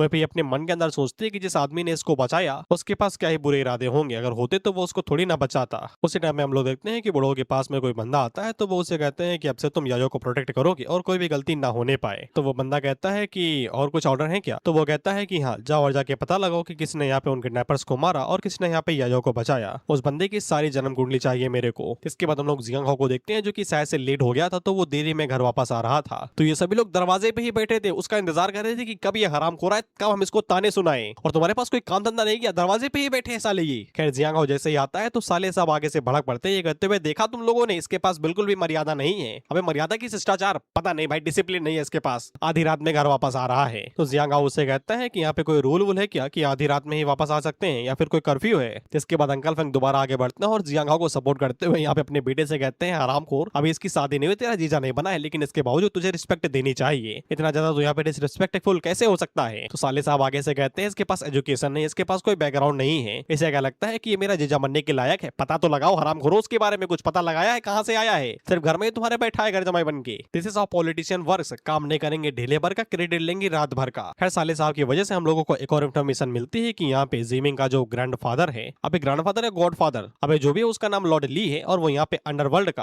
अनडिस्प्यूटेड किंग माना जाता है, यानी कुछ ज्यादा ही पावरफुल किंग जिसको कभी हराया ना गया हो। और आगे से कहता है कि हमारी फैमिली ने उनको यहाँ पे नाराज किया है पूरी सिटी के अंदर। तुम्हें क्या लगता है कि लॉर्ड ली हम लोगों को यहाँ पे ऐसे ही जाने देगा? क्या वो अपने गॉडसन की मदद नहीं करेगा रिवेंज लेने के लिए? वही पे अंकल फेंग भी आगे से यहाँ पे कहते हैं कि ये जो रिमर्स है वो पूरी तरीके से सही है, यानी कि जियांग हाउ को सच में यहाँ पे थोड़ा सा खतरा है। वही पे अंकल फेंग उससे कहते हैं कि सारी बातें दिल पे ना लो। साले साहब का नाम होमिंग है और वो कहते हैं कि उसने जो भी बोला वो सच है, लेकिन जितना ना करो, जितना हो सके उतना हम करेंगे तुम्हें यहाँ पे सेफ रखने के लिए। वही पे ये बड़े उससे यहाँ पे अंकल फेंग से कहता है कि मैं किसी लॉर्ड ली से बिल्कुल भी नहीं डरता, अगर उन्होंने उंगल करने की कोशिश की तो उनकी उंगली उन्हीं के अंदर घुसा दूंगा। उसी टाइम पे यहाँ पे बूढ़ो आते हैं जो कि आगे से कहते हैं कि समय और जगह होती है यहाँ पे अपना एरोगेंस दिखाने की। अगर तुम अपनी जिंदगी खो देते हो तो फिर तुम्हें यहाँ पे पछतावा करने का भी समय नहीं मिलेगा। वैसे भी इतनी रात में वापस आना, ऐसी चीज दोबारा नहीं होनी चाहिए। तो पता नहीं इसकी यहाँ पे किसी से भी नहीं बनती अंकल फेंग को छोड़ के। ये बूढ़ो से कहता है अगर यहाँ पे सच बोलना अगर गलत बात है और एरोगेंट है तो फिर मैं यहाँ पे कुछ भी नहीं बोलूंगा, मैं जा रहा हूँ अपने कमरे के अंदर। अंकल फेंग यहाँ पे अपने फादर से कहते हैं कि ये अभी भी छोटा है तो इसकी बातों को दिल पे मत लीजिएगा। जिसपे वो यही कहते हैं कि मैं तो बस यही दुआ करता हूँ कि ये बच्चा हमारी फैमिली के लिए कोई मुसीबत लेके ना आए। इसके बाद हम लोग जियांग हाउ को एक टाउन वाले इलाके के अंदर देखते हैं जहाँ पे वो रेड वुल्फ की फैमिली से मिलने के लिए आया हुआ था, लेकिन घर पे कोई भी नहीं था और उसे पूरा यकीन था कि यही वो जगह है जहाँ पे रेड वुल्फ की फैमिली रहती है। तभी एक शॉप वाली आंटी उससे कहती है कि अगर तुम यहाँ पे उस फैमिली को ढूंढने के लिए आए हो जो यहाँ पे पहले रहती थी तो फिर तुम्हें देरी हो गई है, वो 1 साल पहले यहाँ से चले गए हैं। जियांग हाउ उनसे पूछता है कि आपको पता है कि वो कहाँ पे चले गए हैं? आंटी आगे से बताती है कि मुझे तो नहीं पता है, लेकिन एक लड़की यहाँ पास ही में रहती है जो उनकी फैमिली की काफी ज्यादा क्लोज थी, तो फिर उसे जरूर पता होगा। लेकिन परेशानी है कि वो लड़की भी यहाँ पे बहुत कम ही आती है, हफ्ते में सिर्फ एक बार। तो जियांग हाउ उनको अपना फोन नंबर दे देता है, ये कहते हुए कि जब वो लड़की यहाँ पे आए तो फिर मुझे बस एक बार कॉल कर दीजिएगा, मैं वापस आ जाऊंगा। और वो उनको यहाँ पे नोटों की गड्डी देता है। मुझे लगा ये कुछ खाली नंबर देगा, ये नोटों की गड्डी दे रहा है, ये फिर तो काम होना तय है यार। अब मैं क्या बोलूं भाई, धनी राम के सामने कोई टिक पाता है। हालांकि जियांग हाउ इसी बारे में सोच रहा था कि रेड वुल्फ की फैमिली अचानक से यहाँ पे मूव आउट क्यों कर गई, कहीं इसका कुछ लेना देना उस सेटअप से तो नहीं है जो मेरे और रेड वुल्फ के लिए किया गया था अफ्रीका के अंदर। तो इसके बाद सीन शिफ्ट होकर हमारे इस सीन पे दिखाया जाता है और ये जीमिंग है फियांसे युन का, और ये सलाह अयासी कर रहा है और कहता है कि मुझे तुमसे सच्चा प्यार है, लैला मजनू फेल हो जाएंगे मेरे प्यार के सामने। युन से ये बोलता है। खैर इसने एक बंदे को भेजा था यहाँ पे जियांग हाउ की पूरी इन्फॉर्मेशन निकलवाने के लिए, तो फिर ये इन्फॉर्मेशन लेके आया था। और मैं बात करता हूँ ये लेके नहीं आया है, बस सुन के आया है कहीं से। ये आगे से जिमिंग को बताता है कि उस बच्चे का नाम यहाँ पे जियांग हाउ है जो कि यहाँ पे हाई स्कूल ड्रॉप आउट है। उसके फादर यहाँ पे अंकल फेंग के पुराने दोस्त हुआ करते थे जब वो लोग यहाँ पे कमांड आर्मी के अंदर थे। उसके फादर यहाँ पे बीमारी की वजह से मारे गए थे, जिसके बाद उसकी मदर भी यहाँ पे पता नहीं कहाँ चली गई और उसके बाद वो लड़का अचानक से गायब ही हो गया। ऐसा बोला जाता है कि उसने यहाँ पे खुद को अब्रॉड के अंदर स्मगल कर दिया था इलीगल वर्क के लिए, और अभी अचानक से यहाँ पे दिखाई दिया है, शायद से उसने आपकी एंगेजमेंट के बारे में सुन लिया होगा। जिस पे आगे से कहता है वो हरामखोर साला कुत्ते का बच्चा कॉकरोच, कॉकरोच ना कहना, सरकार डरी हुई इन लोगों से अभी। ये बंदा जिमिंग से कहता है अगर तुम चाहो तो मैं उसको यहाँ पे एकदम शांति से निपटा सकता हूँ धीरे से। जिस पे आगे से कहता है कि सबसे पहले हम लोगों को पीसफुल तरीका अपनाना चाहिए, मैं एक बार जरा युन से मिल लेता हूँ फिर देखेंगे कि क्या करना है। जिसके बाद जाके ये युन से मिलता है तो युन से पूछती है कि तुमने मुझे क्यों बुलाया, और उससे पहले मैं तुमसे पूछता हूँ तुम्हारे पास दूसरे कपड़े नहीं है क्या? पहले भी यही पहने थे, और ये भी हरामखोर का साली सूट बूट में कौन आता है मिलने के लिए, वो भी कैफे के अंदर। और मैं बता रहा हूँ ऑथर को इसको ड्रॉ करने में ज्यादा टाइम लगा होगा लोअर और टी शर्ट की जगह पे। हाँ वो बात अलग है इसमें अगर एआई का यूज किया गया हो। खैर ये बड़े उससे कहता है, यून क्या तुम मुझे यहाँ पे धोखा दे दोगी अपने फादर के एग्रीमेंट की वजह से, और तुम किसी अजनबी से शादी कर लोगी? हरामखोर तो भी बिस्तर में था किसी और के साथ में। यून आगे से वही बात बताती है जो अंकल फेंग सबको बता रहे हैं कि जियांग के फादर ने एक बार मेरे फादर की जान बचाई थी, और ये वो कर्ज है जो यहाँ पे फेंग फैमिली जियांग फैमिली से ओन करती है, जिसको चुकाया नहीं गया। जिसके बाद जिमिंग आगे से वही बात बोलता है जो आजकल के बच्चों को कूल लगती है, चलो भाग करके शादी कर लेते हैं, सब कुछ अगर ऑफिशियल होगा तो फिर वो लोग हमें अलग नहीं कर पाएंगे। यून आगे से कहती है, लेकिन इससे मेरे फादर की जो रेपुटेशन है वो तो यहाँ पे खराब हो जाएगी ना। मेरे फादर यहाँ पे अपने वादे को किसी भी चीज से ऊपर मानते हैं, और अगर हम लोग ऐसा करेंगे तो फिर ये बिल्कुल उन्हें यहाँ पे मारने जैसा होगा। तो जिमिंग आगे से कहता है, लेकिन मेरी फैमिली के बारे में क्या? अब ये अपना यहाँ पे क्लोजर छोड़ रहा है, बेसिकली अब ये शांत नहीं हो पा रहा, सीधी उंगली से भी गेह नहीं निकल रहा और डब्बा उल्टा करने पे भी। तो आगे से कहता है, मेरी फैमिली की जो बेइज्जती हुई, जो पूरी सिटी मेरे ऊपर हंस रही है, इसको कंपनसेट कौन करेगा? तो यून आगे से रोते हुए कहती है कि मैं सिर्फ माफी मांग सकती हूँ, हमारी किस्मत यही थी, तुम यहाँ पे रियलिटी को एक्सेप्ट कर लो। जिसके बाद ये रोते हुए भाग जाती है यहाँ से। कितना इमोशनल सीन था, मेरे घुटनों से आंसू आ गए। जिसके बाद ये उसी गंजो को फोन लगाता है और उससे कहता है प्लान भी अपनाओ, प्लान एक काम नहीं किया। जिसके बाद हम लोग जियांग हो को देखते हैं, और जिन आंटी को इसने नंबर दिया था नोटो की गड्डी पे, वो फोन करके बताती है कि वो लड़की वापस आ गई है। तो ये उससे मिलने के लिए जाने लगता है। अंकल फेंग पूछते हैं कहाँ चली सवारी, तो ये आगे से बोलता है किसी काम से जा रही है। जिसके बाद ये टैक्सी बुक करता है और आगे से बताता है कि उस जगह पे जाना है, और जब ये अंदर बैठता है तो फिर इसकी मुलाकात यहाँ पे किसी और से भी हो जाती है। तो टैक्सी ड्राइवर आगे से कहता है, माफ कर दे दोस्त, बिजनेस को ज्यादा ही खराब चल रहा है, इसलिए एक से ज्यादा पैसेंजर लेने पड़ रहे हैं। बाय द वे अगर तुमको नहीं पता तो बाहर के देशों में यहाँ पे जो पब्लिक ट्रैवल होता है उसका ज्यादा यूज किया जाता है। वहाँ की जो टैक्सी होती है वो ज्यादा महंगी होती है ट्रेन या फिर मेट्रो स्टेशन के मुकाबले, और इंडिया में वो महंगा होता है, रिवर्स चल रहा है। जिसके बाद वो लोग जियांग को इसी तरीके से यहाँ पे ठर्रे लेके कहीं और पे लेके चले जाते हैं। वो उनसे कहता भी हराम गुरु कहाँ लेके जा रहे हो, रास्ता गलत लिया है तुमने। तो ये लोग उससे कहते हैं कि चिंता ना करो, हम तुम्हें सही जगह पे लेके जा रहे हैं, असल में हमारे बॉस तुमसे मिलना चाहते हैं, और हम लोग थोड़ी ही देर में वहाँ पे पहुंच जाएंगे। जिसके बाद ये लोग उसको एक सुनसान विला के अंदर लेके आते हैं, और वो लोग उससे कहते हैं कि बॉस ने बोला था कि तुम अकेले अंदर जाओगे। तो फिर ये लोग उसे दरवाजे पे ही कह देते हैं कि जब तक तुम ऑर्डर सुनते हो तो फिर तुम्हें कोई भी नुकसान नहीं पहुंचाएगा। जियांग अपने मन के अंदर सोचता है, कौन है भाई, कौन मुझसे मिलना चाहता है? शहर के अंदर पहली बार आया हूँ, 2 बार किडनैप हो चुका हूँ मैं। हालांकि ये वाले थोड़े से पोलाइट थे। इसके बाद जब ये अंदर जाता है तो उसकी मुलाकात जिमिंग से होती है, और साथ ही में उस गंजो से भी। जिमिंग से ये पूछता है तू कौन है बे? इस पे जिमिंग उससे कहता है कि तुम हमें नहीं जानते, लेकिन हम तुमको जानते हैं, तुम ये उनके होने वाले फियांसे और साथ ही में फैमिली की घर जमाई। और अब जाके जियांग को समझ में आ जाता है कि जिमिंग कौन है, और वो उससे पूछता है कि तुम मुझे यहाँ पे क्यों लेके आए हो? जिमिंग उससे कहता है कि तुम्हारे शरीर का कौन सा हिस्सा यहाँ पे यून के लायक है, तुम बस एक 2 कौड़ी के इंसान हो, एकदम गरीब। अगर अंकल फेंग यहाँ पे इतना ज्यादा जिद्दी ना होते तो फिर तुम्हें कोई बीवी भी ना मिलती, तुम जैसे कचड़े को हराना मेरी जिंदगी की सबसे बड़ी शर्म की बात है। जियांग उससे कहता है क्या चाहिए मालिक, ये तो बकुरो। तो ये कहता है इस जगह को छोड़ के चले जाओ, फेंग फैमिली को छोड़ दो और वहीं वापस लौट जाओ जहाँ से आए हो। जियांग से कहता है नहीं जाऊंगा। क्या कर लेगा बोल? जिसपे हंसते हुए यहाँ से निकल जाता है। ये कहते हैं वो तो हम लोग देख ही लेंगे कि तू क्या कर लेगा। जिसके बाद वो अपने गंजो से कहता है इसे जरा मैनर से सिखाना। तो ये आगे से अपनी मुट्ठियां यहाँ पे कड़कड़ाने लगता है, और उतने में हम लोग देखते हैं कि जो दूसरा बंदा था जो टैक्सी के अंदर था वो किसी और को भी ले आता है। तो ये उन लोगों से कहता है मेरे रास्ते से हट जाओ, नहीं तो मैं तुम्हारी हड्डियां तोड़ दूंगा। जियांग उससे कहता है ए तू तो यहाँ पे अंकल फेंग का ड्राइवर और पर्सनल बॉडीगार्ड है ना, तू यहाँ पे क्या कर रहा है? जिसपे ये बताता है कि फैमिली हेड ने तुमको बाहर जाते हुए देखा था, तो फिर उन्होंने यहाँ पे तुम्हारी सेफ्टी के लिए मुझको भेज दिया था, और इसको खुद सेफ्टी की जरूरत है अब, क्योंकि जब जो दूसरा बंदा था वो उसके मुंह के ऊपर एक ही पंच मारता है। हालांकि ये ब्लॉक तो कर लेता है, लेकिन पावर की वजह से ये पूरा यहाँ पे स्टन हो गया था, और ओपनिंग मिलते ही दूसरा बंदा इसके पेट के ऊपर एक ही लात मारता और ये ढेर हो जाता है। उसको देख के जियांग अपने मन के अंदर सोचता है ये मेरी मदद करने के लिए आया था, इसको तो खुद मदद की जरूरत है बे, कैसे लोग मदद के लिए भेज देते हैं। खैर इसके बाद ये दोनों जियांग से कहते हैं अगर तुम्हें समझ में आ गया हो कि अब क्या क्या होगा यहाँ पे तो चुपचाप हमें साथ चलो। जिसके बाद ये लोग जियांग को थोड़ा सा पीछे लेके आते हैं जहाँ पे इन लोगों ने बहुत बड़ा गड्ढा खोद दिया था, और हरामखोरों कबर खोदनी है, हाईवे नहीं बनाना जो इतना बड़ा गड्ढा खोद दिया। अच्छा बड़ा इसलिए खोदा है, भी पता चलेगा क्यों खोदा है। वहीं पे ये लोग जियांग से कहते हैं कि तुम्हारे लिए हम लोगों ने स्वर्ग का दरवाजा खोल दिया है, अगर जल्दी नहीं आओगे तो फिर ये नर्क के दरवाजे के अंदर बदल जाएगा। वहीं पे गंजो इससे कहता है खुद जाओगे या फिर हम लोग धक्का दे। ये साला हरामखोर दोबारा वही लाइन मारता है कि मैं तो नहीं मारना चाहता था, लेकिन तुम लोगों ने मुझे फोर्स किया है। जिसपे जो ड्राइवर था वो फावड़ा लेके आगे बढ़ता है। उतने में ही जियांग पता नहीं इसके हाथों में क्या था, लेकिन उसका यूज करते हुए ड्राइवर के गले की सर्विस कर देता है। जिसके बाद ये सीधा यहाँ पे गड्ढे के अंदर जाके गिरता है। अब गले के ऊपर कट लगा है तो मुझे बताने की जरूरत नहीं है कि ये कितना ज्यादा लीथल होता है। जिसके बाद जो गेंडा वाला बंदा था वो जियांग के ऊपर दोबारा फावड़े से हमला करने की कोशिश करता है, लेकिन जियांग उसके ऊपर भी वही अटैक इस्तेमाल करता है जो उसने ड्राइवर के ऊपर किया था, और इसकी भी सर्विस करके इसको गड्ढे के अंदर डाल देता है। इसलिए इतना बड़ा गड्ढा खोदा गया था। ये दोनों उसे कहते हैं कि तुम्हारे पास अच्छे मूव हैं, लेकिन लेकिन तुम्हारी बदकिस्मती ये है कि तुम हमसे टकरा गए। जिसके बाद ये लोग जियांग हो के ऊपर हमला करने की कोशिश करते हैं, लेकिन जियांग हो अपने हाथों से उसकी चाकू को रोकता है और इसके मुंह को पकड़ के जमीन पे पटकता है। तो 2 टप्पे खाने के बाद में ये सीधा गड्ढे में जाके गिरता है और आधा दफन हो जाता है। इससे जो दूसरा वाला था उसकी तो फटी जाती है, जिसके बाद ये घुटनों पे आ जाता है। ये कहते हुए ये सारी मिसअंडरस्टैंडिंग है, ये सब कुछ यहाँ पे जिमिंग का किया धरा है, हमने कुछ भी नहीं किया। हरामखोर, तूने ही यहाँ पे बोला था कि ये सब कुछ मैं सुलटा दूंगा। हालांकि जियांग हो उसे कहता है कि अब मुझे कुछ करने की तो जरूरत है नहीं, तुम सब कुछ खुद ही कर लोगे ना। जिस भी आगे से कहता है हाँ। जिसके बाद ये पत्थर उठाता है और अपना गोबरा खुद ही फोड़ लेता है। इसके बाद ये भी गड्ढे के अंदर जा गिरता है। और तुम भाई कहाँ जा रहे हो? अपने ड्राइवर को तो लो, उसको यही छोड़ दोगे क्या? अच्छा, ये छोड़ के नहीं जाता, बल्कि यहाँ पे उन लोगों को पहले प्रॉपर्ली दफन करता है, इसलिए इतना बड़ा गड्ढा खोदा था। जिसके बाद ये ड्राइवर को होश मिलाता है और उससे कहता है मुझे पुयांग रोड तक छोड़ दोगे क्या? तो वो ड्राइवर उर्फ बॉडीगार्ड पूछता है वो लोग कहाँ पे गए? तो जियांग हो आगे से कहता है तीर्थ यात्रा पे, अब तक तो सीढ़ियां भी चढ़ रहे होंगे। इसके बाद वो ड्राइवर जियांग हो को उस जगह पे छोड़ देता है जहाँ पे जियांग हो को जाना था। फिर जियांग हो जाके उस आंटी से मिलता है, तो वो आंटी उसे यहाँ पे उस लड़की के घर का पता बता देती है। जिसके बाद जियांग हो डायरेक्ट उस लड़के के घर पे जाता है और दरवाजे के ऊपर नॉक करता है।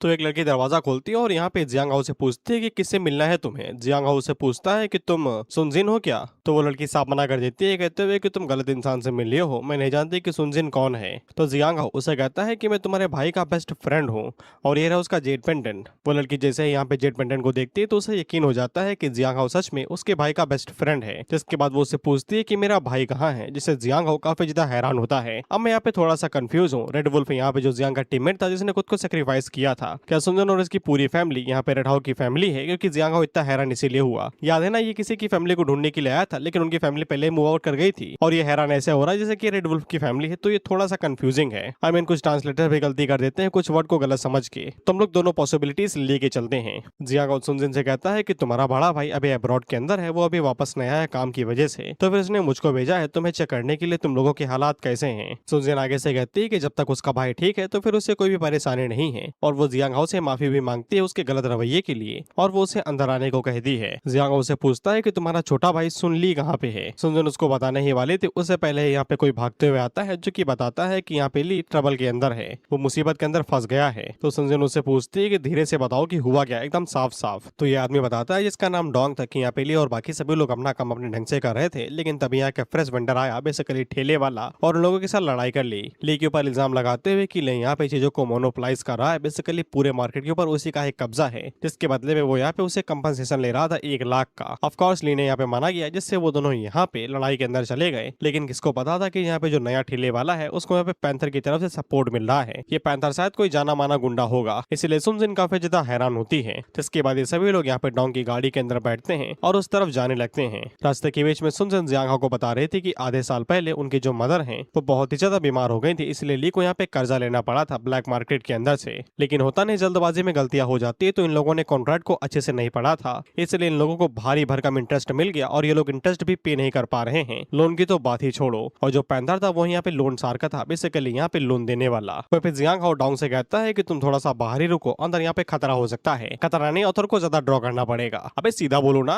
इसलिए दोनों डोंग को बाहर ही छोड़ते हैं और अंदर आ जाते हैं। जिसके बाद हम देखते हैं कि ये जगह अंडरग्राउंड फाइटिंग अरीना थी, यहाँ पे चलती थी सट्टेबाजी। वहाँ पे एक जो फाइटर था जिसने यहाँ पे कराटे वाले यूनिफॉर्म पहन रखी थी, वो सामने वाले को धेले जा रहा था और उसे धेल के यहाँ पे विजेता बन जाता है। इसके बाद हम लोग पैंथर को देखते हैं। हाँ, यही वो पैंथर है जो कि टकला है। इस पता नहीं मानवा के अंदर मैंने कितने टकले देख लिए हैं। मैं ये बात के लिख के देता हूँ कि ऑथर भी यहाँ पे गंजेपन से जूझ रहा है, और तुम भी जूझ रहे हो तो फिर तुम लोग इस्तेमाल करो। कुछ नहीं भाई, खाओ पियो आराम से, स्ट्रेस कम लो। तुम क्या लगा स्पॉन्सर होगा? नहीं मिलता भाई स्पॉन्सर मुझे, चिंता ना करो। खैर ये पैंथर यहाँ पे जो दूसरा बंदा है इसको नाम जाएंगे, वो उससे कहता है कि मैंने इस कराटे मास्टर को जापान से इम्पोर्ट कराया है। साले गाड़ी नहीं है वो जो इम्पोर्ट कराया है, ये वो लेके आया है। उतने में पैंथर का चेला आता है और उसको बताता है, और पैंथर से यार मुझे यार भांग की गोली याद आ रही है, एक बहुत चलती थी भाई उस टाइम पे। खैर पैंथर का चेला उसको बताता है कि सुनली की बहन आई है यहाँ पे, तो वो उससे कहता है कि अंदर आने दो। तो फिर ये उनको अंदर लेके आता है और साथ ही में जियांग हाउ भी आ गया था फ्री में। खैर पैंथर इन लोगों से साफ कहता है कि मैं कुछ भी नहीं सुनने वाला, पैसे दो, नहीं तो सुनली के जो हाथ पैर उनको टाटा बाय बोल दो। जियांग हाउ पैंथर को सीधा उसके नाम से बुलाता है और उससे कहता है कि हम लोग यहाँ पे कर्ज के बारे में ही बात करने के लिए आए हैं, वायलेंस की कोई भी जरूरत नहीं है। तो फिर पैंथर का जो चेला था वो आगे से कहता है तुझे मरना है क्या बे? तू पैंथर को ऐसे एड्रेस कैसे कर सकता है? पैंथर भाई बुलाओ उसे।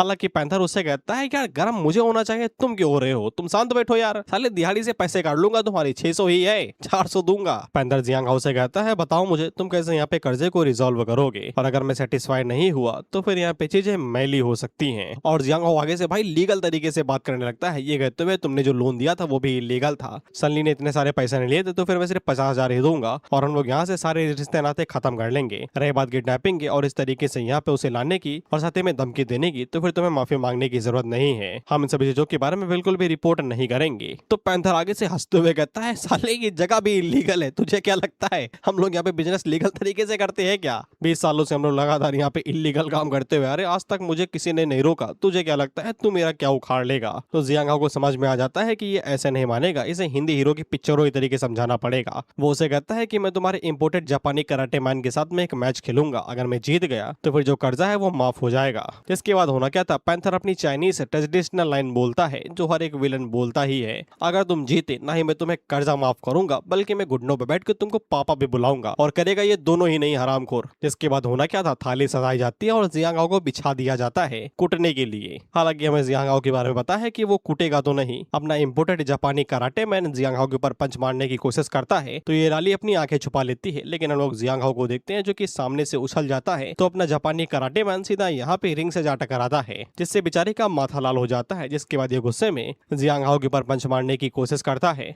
तो जियांग हाउ इसका हाथ ही पकड़ लेता है, जिसके बाद इसकी पसली की सर्विस करता है, जिसके बाद अपर कट मारता है, जिसके बाद साइड किक मारता है, जिसके बाद लाते ही भर देता है और अच्छी खासी सर्विस करने के बाद में इसके मुंह के ऊपर लात मार के इसको ढेर कर देता है। इसको देख के पैंथर आगे से कहता है कि अब तो घुटनों पे आना पड़ेगा यार। इसके बाद जियांग हाउ पैंथर के सामने जाके खड़ा हो जाता है और उससे कहता है कुछ साले कि और ब्लड कल्टीवेशन रियलम पे आते हैं कि खुद को यहाँ पे एक्सपर्ट बुलाने लगते हैं, अब तुम बताओ घुटनों पे बैठोगे या फिर बिठाना पड़ेगा? तो पैंथर भैया की तो फटके चार थी और ये लाली इंप्रेस हो जाती है और साथ ही में जैंग भी। इसके बाद जियांग हाउ पैंथर से कहता है कि बताओ घुटनों पे खुद बैठोगे या फिर मुझे बिठाना पड़ेगा, और पापा बोलोगे या फिर चाचा? इस पे पैंथर आगे से बोलता है कट्टा, और ये जियांग हाउ से कहता है कि मैं तुम्हें बता दूं तुम मुझे बिल्कुल पसंद नहीं आए, हमें भी। वह पे जियांग हाउ आगे से यहाँ पे फूड स्टॉल से एक सेब उठा लेता है जिसके ऊपर चाकू लगा हुआ था, और मैंने सीन पहले ही गेस कर लिया कि आगे क्या होगा, और ये हरामखोर दोबारा वही लाइन मारता है, भाई बदल ले भाई ये लाइन, कितनी बार बुलवाएगा मुझसे, मैं किसी को नहीं मारना चाहता लेकिन तुम मुझे मजबूर कर रहे हो। तो पैंथर उसके ऊपर कट्टा चला देता है ये कहते हुए कि मैं तुमसे बाद में माफी मांग लूंगा जब नीचे आऊंगा। बुलेट जब जियांग हाउ की तरफ आगे बढ़े तो ये चाकू को बीच में लेके आता है और बुलेट के 2 टुकड़े कर डालता है,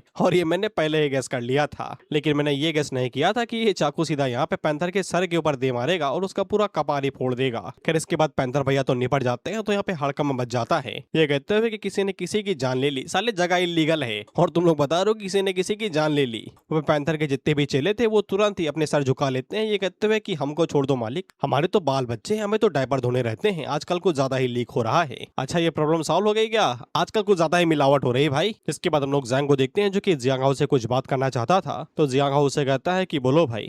तो जैंग उससे ये कहता है कि तुम्हारा दोस्त जो किडनैप हुआ था उसको मैं रिलीज कर दूंगा, और ये जगह यहाँ पे सिक्योरिटी कैमरा से कवर की गई है और तुमने पैंथर को मार दिया है तो ये बात छुपाई नहीं जाएगी, मैं इन सभी को यहाँ पे हाइड कर सकता हूँ तुम्हारे लिए। जियांग हाउ से कहता है कि मैं तुम पे भरोसा क्यों करूँ? तो जैंग उससे कहता है कि तुम समझदार इंसान हो और मैं तुम्हारे साथ दोस्ती करना चाहता हूँ, हम एक दूसरे की मदद करेंगे तभी तो आगे बढ़ेंगे और शायद से फ्यूचर में मुझे तुम्हारी जरूरत पड़े। जियांग हाउ से कहता है ठीक है तुम अपने तरीके से यहाँ पे चीजों को हैंडल करो। वहीं पे जैंग अपने मन के अंदर सोचता है कि ये आदमी कोई ऑर्डिनरी पर्सन नहीं है, शायद से मुझे फ्यूचर में इसकी जरूरत पड़े। और अगले दिन सॉरी इससे पहले मैं कुछ बोलूं, ली को तो दिखाई नहीं गया भाई जिसकी वजह से सारा सीन हुआ था, ऑथर भूल गए तुम उसके बारे में। खैर अगले दिन हम लोग देखते हैं कि जियांग हाउ पूरी फैमिली के साथ में लंच कर रहा था और यही साला बाहर वाला था, इसीलिए ताने भी इसी को ही मिल रहे थे। छुटकी आगे से कहती है कि इसकी वजह से मेरी बहन होटल में रह रही है, घर में भी वो नहीं आती, पता नहीं कितने टाइम से मैंने उसको देखा नहीं, 2 ही दिन हुए उसको आए हुए और इतने में तुम्हारा सखी प्रेम जाग उठा। हमेशा की तरह अंकल फैंग यहाँ पे जियांग हाउ को सपोर्ट करते हुए और वो छुटकी से कहते हैं कि तुम अपना मुंह बंद रखो। तो जियांग हाउ उन लोगों से कहता है कि मेरा पेट भर गया भाई, मैं जा रहा हूँ, ताने खा के पेट भर जाता है मेरा इस घर में। तो अंकल फैंग यहाँ पे जियांग हाउ को रोकते हैं और उससे कहते हैं कि युन को यहाँ पे किसी डॉक्यूमेंट की जरूरत है, मैं चाहता हूँ कि तुम ये सारे डॉक्यूमेंट उसके पास जाके डिलीवर कर दो।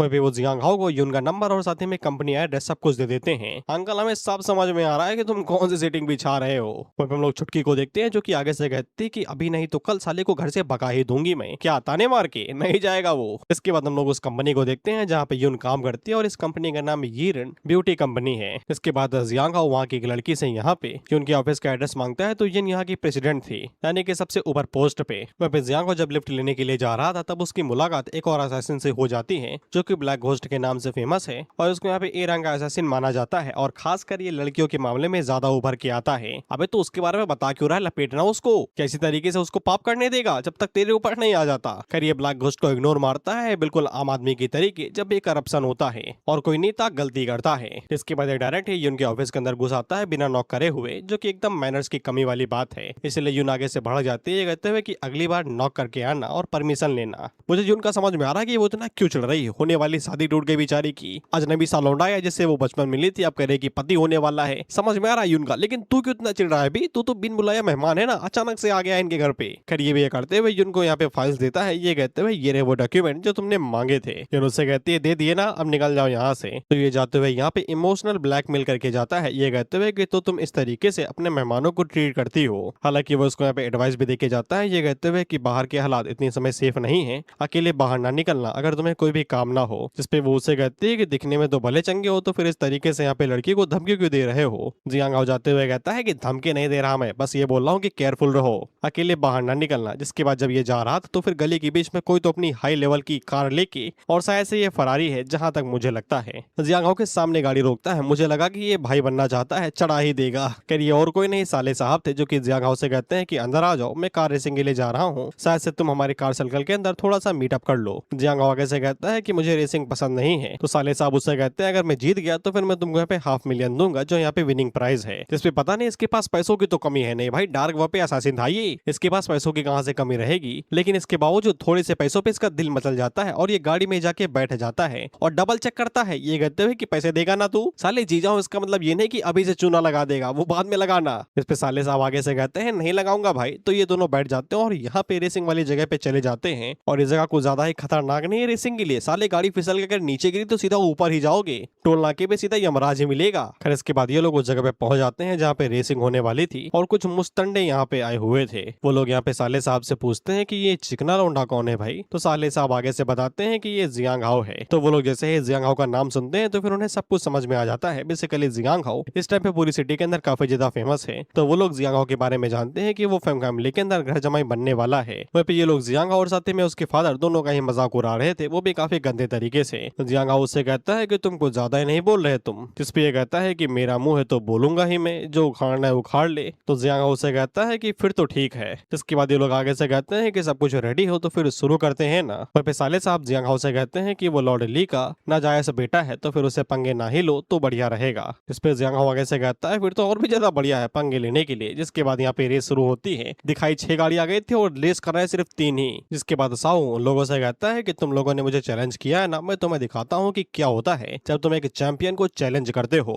हाँ भाई तो तू पैदा भी है रेसिंग हेलमेट के साथ में हुआ था ना, स्टीयरिंग तो तेरे हाथों में था। वहीं पे जियांग हाओ साले साहब से पूछता है कि इस हरामी के बारे में तो बता दिया, दूसरे वाले के बारे में तो बताओ। तो साले साहब दूसरे वाले के बारे में बताते हुए कहते हैं कि वो जिन फैमिली का यंग मास्टर है, जिन सीजुआन। बेसिकली ये याओ का कोई फैमिली रिलेटिव होगा और इसको यहाँ पे रेसिंग एक्सपर्ट बोला जा रहा था। इसके बाद ये रेस को यहाँ पे शुरू कर देती है, तो ये लोग अपनी गाड़ी भगा लेते हैं। सबसे पीछे यहाँ पे अपने साले साहब थे। वहीं पे जियांग हाओ उससे समझा रहा था कि इस तरीके से उनके पीछे ना पड़ो। साओ ने अपने इंजन को यहाँ पे मैक्स आउट कर दिया है और उसके टॉर्क को भी बढ़ा दिया है स्पीड के लिए, तो उनके पीछे जाना खतरे से खाली नहीं होगा। वहीं पे जियांग हाओ कहते जा रहा था अगर इस स्पीड से चलेंगे तो फिर अगले साल तक तो हम लोग फिनिशिंग लाइन तक पहुंच ही जाएंगे। तो साले साहब उससे कहते हैं कि खड़े खड़े बातें ना पी लो, अगर ड्राइव करना है तो फिर इस सीट पे आओ। तो फिर लोग चलती गाड़ी के अंदर ही यहाँ पे 1 मिनट चलती गाड़ी नहीं, बेसिकली गाड़ी रोक के अपनी सीट्स को एक्सचेंज करते हैं। जिसके बाद जियांग हाओ यहाँ पे गाड़ी चलाना शुरू करता है, तो ये गाड़ी को रुलाई दे रहा था, इतनी स्पीड से ये गाड़ी चलाता है। हालांकि साले साहब भी कहते हैं कि तुम जान ही ले लोगे क्या भाई हमारी। वह पे इतनी स्पीड के साथ में आगे बढ़ा था, तो फिर यहाँ पे क्लिफ थी, बेसिकली किनारा था, अगर सही से टर्न नहीं हुआ तो गाड़ी सीधा यहाँ पे खाई से नीचे जा गिरेगी। इसलिए साले साहब का बुरा हाल था।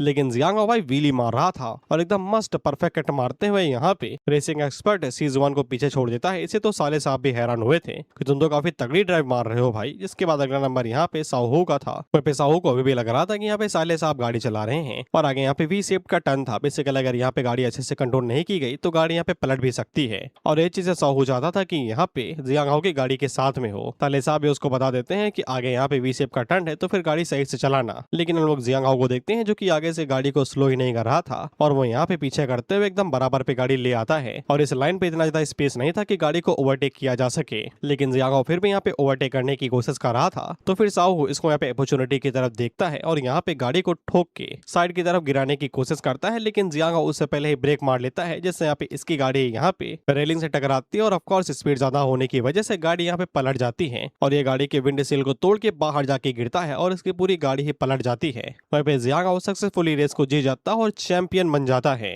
वहीं पे जीतने के बाद में साले साहब के पास किसी का फोन आता है जो उसे बधाई दे रहा था। तो साले साहब उससे कहते हैं कि तुम्हें इसके बारे में पहले ही पता चल गया। तो वो बंदा यहाँ पे साले साहब से कहता है कि मैं पे ब्रदर क्रो को डिनर पार्टी दे रहा हूँ, आ जाओ तुम भी हमको ज्वाइन कर लो। तो साले साहब आगे से बताते हैं कि मैं किसी और के साथ हूँ, मेरा ब्रदर इन लॉ मेरे साथ में है, क्या वो भी आ सकता है? तो वो आगे से कहता है ले आओ भाई, मुझे भी तुम्हारे यहाँ पे ब्रदर इन लॉ से मिलना था, सुना है कि वो काफी ज्यादा मिस्टीरियस है। हालांकि जब वो यहाँ पे जियांग से पूछता है तो जियांग पहले तो मना कर देता है, लेकिन थोड़ा बहुत इंसिस्ट करने के बाद में वो उन लोगों के साथ जाने के लिए मान जाता है। जिसके बाद हम लोग साहू को देखते हैं जिसके हालात को ज्यादा ही खराब थे और उसको यहाँ पे भर्ती कर लिया गया था और ये टेस्ट हुए बाहर आता कि दर्द बहुत हो रहा है। भाई से पेन किलर दो ना यार जब इसको दर्द हो रहा है। जिसके बाद हम लोग एक और टकलू को देखते हैं और इस मानवा के अंदर कितने टकले हैं भाई, आप लोग नारियल का तेल लगाए। करी आगे से भड़कते हुए कहता है कि उन लोगों की हिम्मत कैसे हुई मेरे इतने प्यारे बेटे को यहाँ पे कार एक्सीडेंट के अंदर फंसवा के उसकी दोनों टांगे तुड़वाने की, मैं तो उनकी टांगे चाहता हूँ। अब अबे चिकन लेग पीस नहीं है जो उनकी टांगे चाहता है। करिए खड़ा होता है और आगे से बताता है पापा मैंने देखा था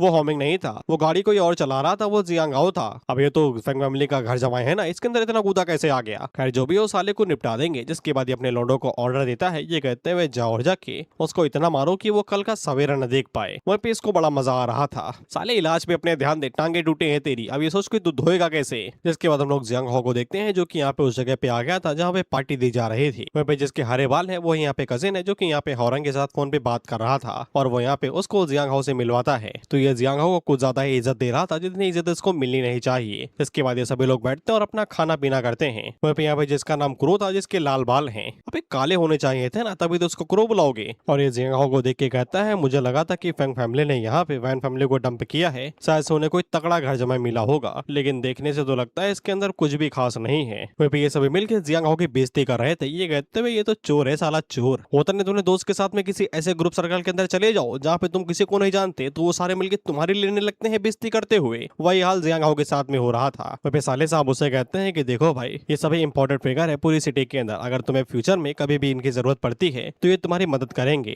तो ये अगर तुम्हें पीने के लिए यहाँ पे दारू दे तो फिर मना ना करना। हालांकि जियांग हो पहले ही मना कर देता है कहते हुए कि मैं दारू नहीं पीता। तो जो क्रो था वो आगे से यहाँ पे अबे शहद की दारू, खैर जो भी ये पौवा रेडी करता है और जियांग हो की तरफ आगे बढ़ा देता है, ये कहते हुए कि पियो। वो सभी लोग कहते हैं कौवा भाई ये आधा लीटर से ज्यादा ये पी भी पाएगा, इसकी तो लिमिट ही नहीं है। कहा कि साले साहब भी आगे से कहते हैं कि ये कुछ ज्यादा ही हो रहा है कौवा भाई। तो फिर जिस कजिन ने यहाँ पे होमिंग को बुलाया था वो आगे से कहता है कि कौवा भाई नाराज हैं, अगर तुमने कुछ और भी बोला तो तुम उन्हें और ज्यादा नाराज कर दोगे। पर फिर ये जानबूझ के यहाँ पे जियांग को टारगेट कर रहा था। बेसिकली यहाँ पे जब यून और जिमिंग की शादी हो जाती तो फिर इसे थोड़ा सा फायदा होता, लेकिन अब इसकी यहाँ पे शादी टूट गई है तो फिर इसका यहाँ पे जो बिजनेस था उसके अंदर थोड़ा सा नुकसान आया है। तो जियांग को ये टारगेट कर रहा है। तो जियांग उनसे पूछता है अगर मैंने ये दारू का गिलास खत्म कर दिया तो क्या? तो कौवा भाई आगे से कहते हैं मैं समझूंगा तुमने मुझे रिस्पेक्ट दी है, और अगर तुम उसको पियोगे तो फिर मैं इसको पीऊंगा, अगर तुम 10 पौवा पियोगे तो फिर मैं 10 पौवा पीऊंगा तुम्हारे साथ मैचअप करने के लिए। हम लोग जियांग को देखते हैं जो कि पूरी की पूरी बाटली ही उठा लेता है और उसको गटक जाता है। अबे साले गला है कि वैक्यूम पंप, एक बार में कैसे गटक गया अभी? कहता कि बाकी लोग भी आगे से कहते हैं कि साले बोतल वो 3 किलो से ज्यादा की थी, एक बार में तू कैसे गटक गया भाई? तो उसको तो लेजेंडरी पौवेबाज बुलाना चाहिए जो कि एक बार में पूरी बोतल गटक जाए। हम लोग कौवा भाई को देखते हैं जो कि आगे से कहते हैं तुम्हें क्या लगता है कि मैं तुमसे डर जाऊंगा? इसके बाद ये भी बाटली उठा लेते हैं लेकिन ये खत्म नहीं कर पाते और कहते हैं बस बस मेरे पास इतना ही दम है। तो ये कजिन आगे से दोबारा बोलता है, ये कहते हुए तेरी हिम्मत कैसे हुई, तूने अपना टैलेंट छुपाया, हमें बताता कि पीता ही नहीं और तू असल में पौवेबाज निकला,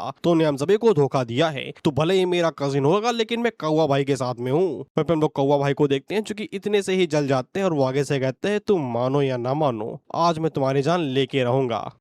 जियांग से कहता है बे ढक्कन जब कैपेसिटी नहीं थी तो फिर इतना ज्यादा क्यों उड़ रहा था? तो कौवा भाई उसकी तरफ अपनी बोतल फेंक के मारता है जिसको जियांग तो इजीली डॉज कर लेता है, लेकिन वो पलटवार में भी अपनी बोतल फेंक के मारता है, लेकिन कौवा भाई नहीं कर पाते और वो बोतल सीधा इनके मुंह पे जा लगती है और वहीं पे ही टूट जाती है। तो फिर वो सभी लोग यहाँ पे जियांग से कहते हैं तेरी हिम्मत कैसे हुई कौवा भाई को हाथ लगाने की? जियांग आगे से कहता है कि अभी तो हाथ लगाया है, अगली बार बिरयानी बना के बांट भी दूंगा। हम लोग कौवा भाई को देखते हैं जो कि आगे से कहता है कि सारे भैयन को यहीं पे ही बुला लो और उनसे कह दो कि वो सब यहाँ पे जो उनके हत्थे लगे वो सब कुछ लेते आए। वहीं पे हम लोग होमिंग को देखते हैं जो कि जियांग हाउ से कह रहा था कि तुमने खुद को बहुत बड़ी परेशानी के अंदर डाल लिया है। कौवा भाई के नीचे कई सारे लोग काम करते हैं और तुम्हें अभी भी यहाँ पे चाय और खाने की पड़ी हुई है, जल्दी निकलो यहाँ से। जियांग हाउ आगे से कहता है कि मैं यहाँ पे खाने के लिए आया था और जब तक पेट नहीं भरता तब तक मैं यहाँ से नहीं जाऊंगा। जिसपे होमिंग उससे कहता है अरे लाला जी की हाथ की दही जलेबी मैं तुम्हें खिलवा दूंगा, लेकिन तुम यहाँ से निकलो तो यार, पहले तुम्हारे चक्कर में मैं भी रेला जाऊंगा। लेकिन इनके निकलने से पहले ही जो 100 भैया थे वो यहाँ पे आ जाते हैं कौवा भाई के नाम पे, और ये सारे अपने साथ यहाँ पे मसेटी लेके आए हुए थे। साले स्लैशर मूवी नहीं चल रही जो मसेटी लेके आए हो। खैर इनमें से एक बंदा था जिसको मसेटी चन कह के बुलाया जाता था और उसको यहाँ पे इनफेमस किंग बोला जाता है। किसका? स्लैशर्स का, पूरी वुलिंग सिटी के अंदर। वो पे मसेटी चन कौवा भाई से कहता है कि आपकी चोटें तो कुछ ज्यादा ही सीरियस है, आपको तो हॉस्पिटल में होना चाहिए, पट्टी वट्टी कराइए जाके। जिसपे आगे से कहता है पट्टी के तेल लेने, पहले मैं इसको पे मार खाते हुए देखूंगा, इसका सिस्टम हैंग कर दो तब मैं जाऊंगा अपनी पट्टी कराने। जिसमें मसेटी चन यहाँ पे आगे बढ़ के कहता है कौन है बे? जिसके बाद वो जियांग हाउ के पास में जाता है। बाय द वे इसने अभी तक जियांग हाउ का चेहरा नहीं देखा है, तो ये उसे कहता है कि अगली बार उन लोगों से भिड़ने के बारे में सोचना भी नहीं जिनको तुम यहाँ पे संभाल नहीं सकते। इसके बाद जियांग हाउ के ऊपर अपनी मसेटी चला देता है, लेकिन जियांग हाउ मसेटी को 2 उंगलियों से ही रोक लेता है। और जब वो मसेटी चन की तरफ देखता है तो यहाँ पे मसेटी चन उसे देख के हैरान हो जाता है और उसे कहता है ये तो तुम हो भाई मिस्टर जियांग, मुझे माफ कर दीजिएगा कि मैंने आपको पहचाना नहीं, मुझसे बहुत बड़ी गलती हो गई। वो कौवा भाई उसे कहता है मसेटी चन तुम्हारा दिमाग खराब है, तुम उसके सामने घुटनों पे क्यों बैठ गए? भाई तो ये शायद से जियांग या फिर पैंथर के ग्रुप के अंदर काम किया करता होगा और इसने देख लिया था कि जियांग ने यहाँ पे इंपोर्टेड जापानी कराटे मैन को कैसे हराया था और साथ में पैंथर भाई की भी फील्डिंग सेट कर दी थी, और इसने ये सब कुछ अपनी आंखों से देखा था, इसलिए बिल्कुल भी जियांग के साथ में पंगे नहीं लेना चाहता। वह जियांग उसे कहता है ये अच्छी बात है कि तुम्हारे पास थोड़ी बहुत बुद्धि है, नहीं तब तक तुम्हारी बुद्धि किसी काम की नहीं रहती, क्योंकि जब जिंदगी ही नहीं रहेगी तो बुद्धि किस काम की। तो ये जियांग को शुक्रिया बोलता है, ये कहते हुए कि हमें बख्शने के लिए शुक्रिया। जियांग उसे कहता है जल्दी जाओ यार, खाना ठंडा हो रहा है मेरा, और हाँ दही जलेबी भिजवा देना लाला जी की। इसके बाद मसेटी चन तो कहता है कि जल्दी निकलो यहाँ से, लेकिन कौवा भैया आगे से कहता है कोई भी नहीं जाएगा यहाँ से। मसेटी चन उसे समझाने की कोशिश करता है कि वो लोग जियांग के साथ नहीं भिड़ सकते, नहीं तो उन दोनों की ही जिंदगी रेखा यहीं पे ही खत्म हो जाएगी।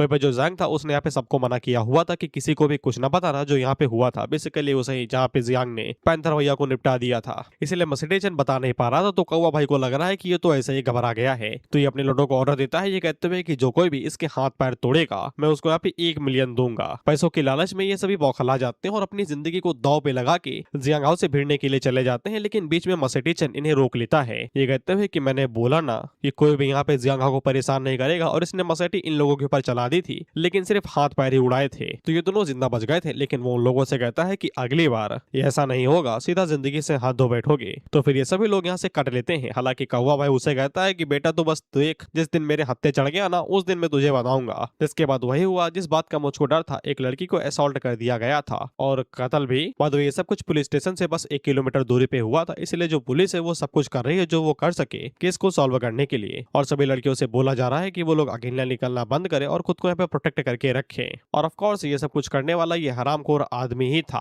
और मैंने बोला भी था जियांग हाउ से किसको लपेटना कि खुला छोड़ रखा है, चाहता है कि ये कुछ करे क्या, तो वही हो गया। फिर इसके बाद सोल रिपर नाम के किसी बंदे का कॉल आता है और वो उसको बताता है कि तुमने अपना काम नहीं किया क्या? तो ये आगे से कहता है कि मुझे नहीं पता भाई, मेरे भाई को किसने मारा है, भाई तो इसका भाई यहाँ पे ब्लैक पैंथर ही है। तो दूसरा बंदा उसे कहता है कि मैंने बोला ना फालतू में अपना टाइम वेस्ट ना करो और किसी और को परेशान ना करो, अपने काम से काम रखो। जिस कंट्री के अंदर तुम खड़े हो वो यहाँ पे मार्शल आर्ट का बर्थ प्लेस है, पता नहीं कितने मास्टर वहाँ पे छुपे हुए होंगे, तो चुपचाप अपना काम करो और बाहर ज्यादा उछलो नहीं, इससे पहले कि कोई मास्टर तुमको लपेट ले। ब्लैक बटरफ्लाई न्यूज ने बताया है कि यहाँ पे 3 एस रैंक के असैसिन्स को भेजा गया है, जो कि कोल्स फैमिली ने भेजा है। ऑफ कोर्स मास्टर जू युन भाई को यहाँ पे खत्म करने के लिए, याद होगा ना जियांग हाउ ने न्यूज पढ़ के बताई थी हमें वही वाला। इसलिए यहाँ पे जो सोल रिपर था वो इससे कहता है कि बेटा तुम सावधान रहो, इससे पहले कि तुम भी लपेटे के अंदर आ जाओ। उतने में कोई दरवाजा खटखटाता है तो ये जाके दरवाजा खोलता है, लेकिन सेफ्टी के साथ में। खैर दरवाजा खटखटाने वाला और कौन है? ब्लैक पैंथर का छोटा टट्टा ही था, जो कि अब इससे मिलने के लिए आया हुआ था। पता नहीं इसका नाम गोस्ट रिपर था या फिर गोस्ट फ्रीक था, जो भी हो। ब्लैक पैंथर का जो छोटा गोला था वो आगे से यहाँ पे इसको सब कुछ बता देता है कि जियांग हाउ ने कैसे यहाँ पे क्या क्या किया और वो कौन कौन है और कहाँ कहाँ रहता है और उसकी फियांसे क्या है। वह फियांसे को देख के इसकी जीभ लपलपा जाती है, बेटा उसके पास जाना ही नहीं, तुम्हारा आखिरी समय होगा, वो आयरी गरी लड़की नहीं है, वो मेन कैरेक्टर है।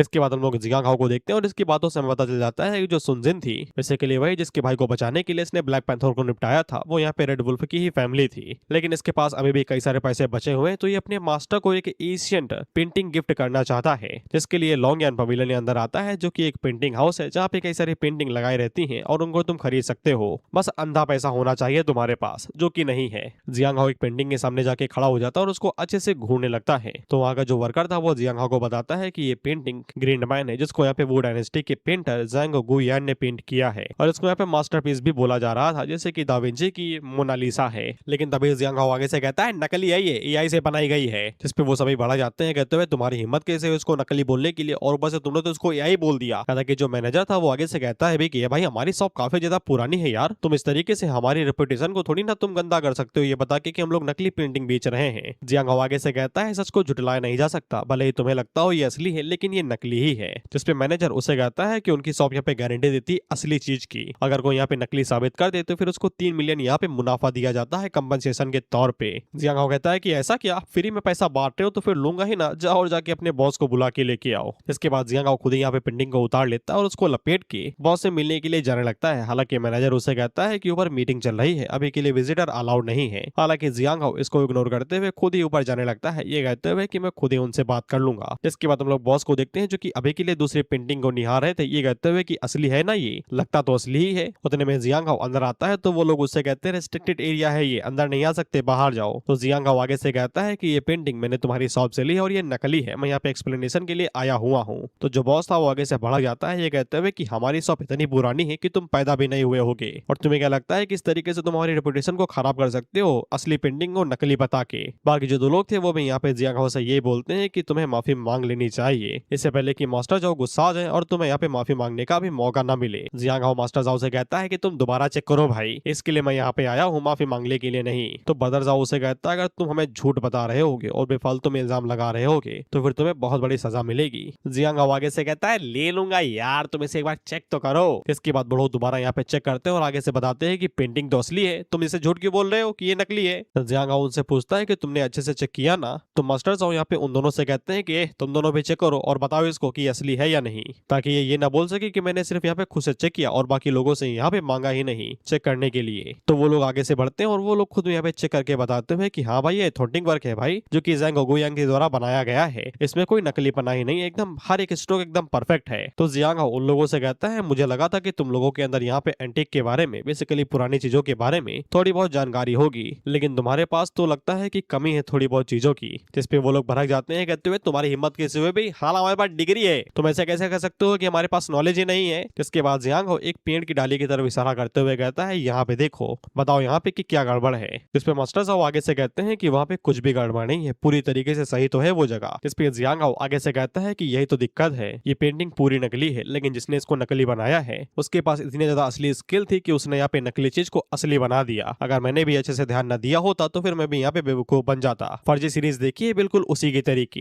बेसिकली यहाँ पे कॉपिंग स्किल इतने ज्यादा परफेक्ट है कि असली को वो यहाँ पे नकली बता दे, लेकिन असली तो असली है ना। भले यहाँ पे ज़ैंग गुइयांग एकदम परफेक्ट आर्टिस्ट था, लेकिन इसके बावजूद वो छोटी मोटी गलतियां कर देता था, कोई लाइन यहाँ पे टेढ़ी कर देता था तो छोटी मोटी पत्तियों को थोड़ा सा मोटा कर देता था, लेकिन इस पेंटिंग के अंदर वो गलतियां है ही नहीं जो कि यहाँ पे ज़ैंग गुइयांग ने की थी, इसलिए ये पेंटिंग फेक है। इस पे वो लोग अभी भी यहाँ पे जियांग हाओ की बात के ऊपर नहीं मानते और उससे कहते हैं अगर तुम इतने ज्यादा जिद्दी हो तो फिर मैं तुम्हें अच्छे से समझाता हूँ। और वो आगे से कहते हैं कि नकली पेंटिंग इतने ज्यादा परफेक्ट है कि वो यहाँ पे ओरिजिनल से ज्यादा बढ़िया है, ऐसा हो ही नहीं सकता, नकली हमेशा नकली ही होता है। फर्जी सीरीज नहीं देखी क्या भाई। इसके बाद हम लोग मास्टर जाओ को देखते हैं जो कि आगे से यहाँ पे ज़ैंग गुइयांग की एक पावरफुल पेंटिंग को मंगवाते हैं और साथ ही में 10x मैग्नीफाइंग ग्लास भी, जिससे वो लोग अच्छे से देख पाएंगे कि कहाँ पे गलती है और कहाँ पे नहीं। कुछ ही देर के अंदर दूसरी पेंटिंग यहाँ पे आ जाती है और वो लोग जियांग हाओ से पूछते हैं कि अब बताओ कि ये वाली भी नकली है। तो जियांग हाओ आगे से कहता है कि ये वाली पूरी तरीके से असली है, दोनों ये पेंटिंग सिमिलर तरीके से ड्रॉ की गई है, लेकिन यहाँ पे जो दूसरी वाली है उसके अंदर थोड़ी बहुत कमियां हैं, लेकिन जो पाइन पेंटिंग है उसके अंदर जरा सी भी कमियां नहीं है, वो पूरी तरीके से यहाँ पे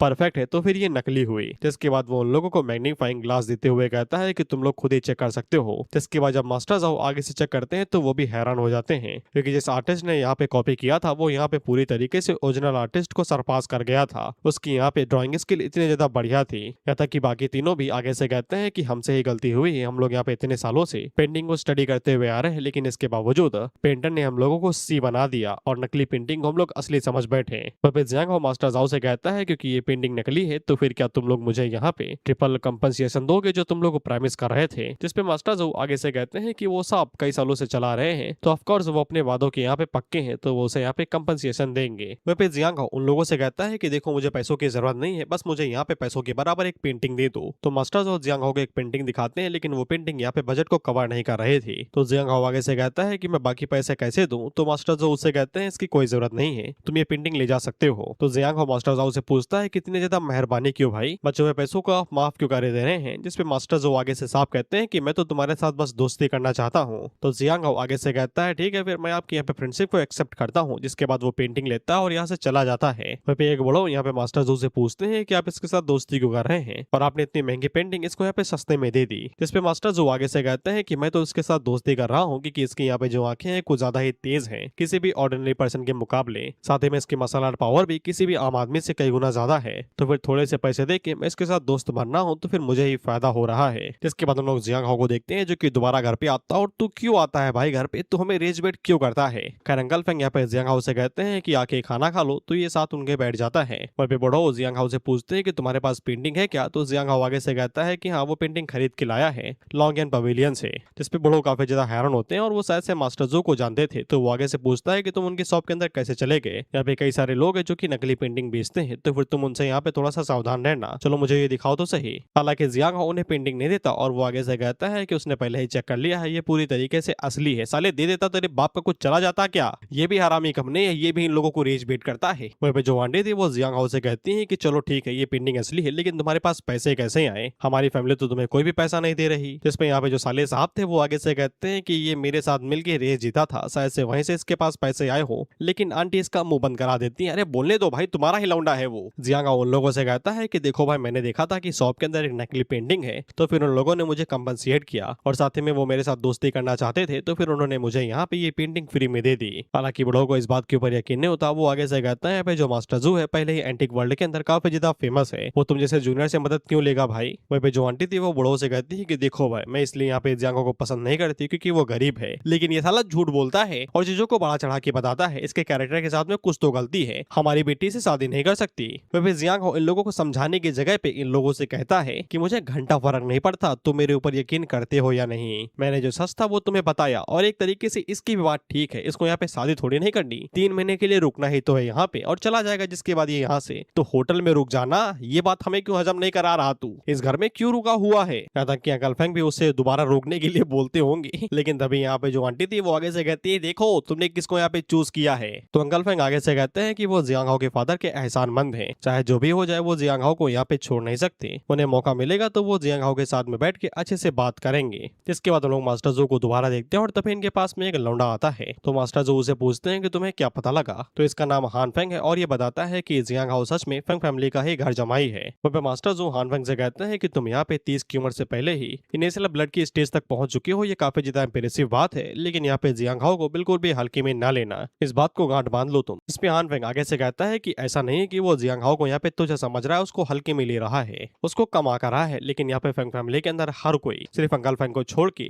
उसको यहाँ पे तुच्छ ही समझता है और उसको यहाँ पे गंदा समझता है, कम आंकता है। तो फिर मास्टर जो यहाँ पे हान फेंग से कहते हैं क्या तुम मेरे लिए कुछ कर सकते हो। इसके बाद हम लोग हान फेंग को देखते हैं जो कि यहाँ पे फेंग फैमिली के अंदर आया हुआ था और यहाँ पे जो बुढ़ो थे वो उसे कह रहे थे कि तुम कह रहे हो कि मास्टर जाओ ने यहाँ पे इन्विटेशन भेजा है इस फैमिली के अंदर हर किसी को, पूरी की पूरी फैमिली यहाँ पे आएगी तुम्हारी फैमिली के अंदर अगले महीने की 10 तारीख को, बेसिकली मास्टर जो के घर पे। तो अंकल फेंग यहाँ पे हान फेंग से पूछते हैं कि तुम मुझे बता सकते हो कि मास्टर जो ने हमारी पूरी फैमिली को यहाँ पे क्यों इन्वाइट किया है। जिसपे हान फेंग उन लोगों से कहता है कि इतने सवाल क्यों भाई, ये मत कहना कि तुम लोग आना नहीं चाहते। तो आंटी आगे से कहते हैं कि नाराज ना हो भाई, ऐसा नहीं कि हम लोग यहाँ पे रूड बनने, बस पूछना चाहते हैं कि क्या वजह है। तो हान फेंग इन लोगों से पूछता है कि जियांग हाउ घर पे नहीं है क्या। अंकल फेंग उसे कहते हैं कि तुम जियांग हाउ को जानते हो और ये मन के अंदर सोचता है। और अंकल फेंग अपने मन के अंदर सोचते हैं कि फेंग फैमिली हमेशा से जिन फैमिली के साथ में अपने रिश्ते बिठाना चाहती थी, मास्टर जो को इन लोगों ने जिन फैमिली बता रहे हैं, ट्रांसलेटर की गलती है, ज्यादा ध्यान ना दो, कैरेक्टर की शक्ल याद रखो तुम, बाकी मैं तो बता ही दूंगा। लेकिन उन्हें कभी भी मौका नहीं मिला कि वो यहाँ पे मास्टर जो के साथ या फिर उसकी फैमिली के साथ में कभी यहाँ पे अच्छे से बात कर पाए। लेकिन अब वो खुद ही लोग यहाँ पे इन्विटेशन भेज रहे हैं, इन लोगों को यहाँ पे खुद बुला रहे हैं, वो भी पूरी फैमिली समेत। कहीं जियांग हाउ झूठ तो नहीं बोल रहा था जब वो पेंटिंग के बारे में बात कर रहा था। हालांकि हान फेंग उन लोगों से यही कहता है कि जियांग हाउ काफी ज्यादा फेमस हो चुका है पूरी सिटी के अंदर फेंग फैमिली का घर जमाई होके,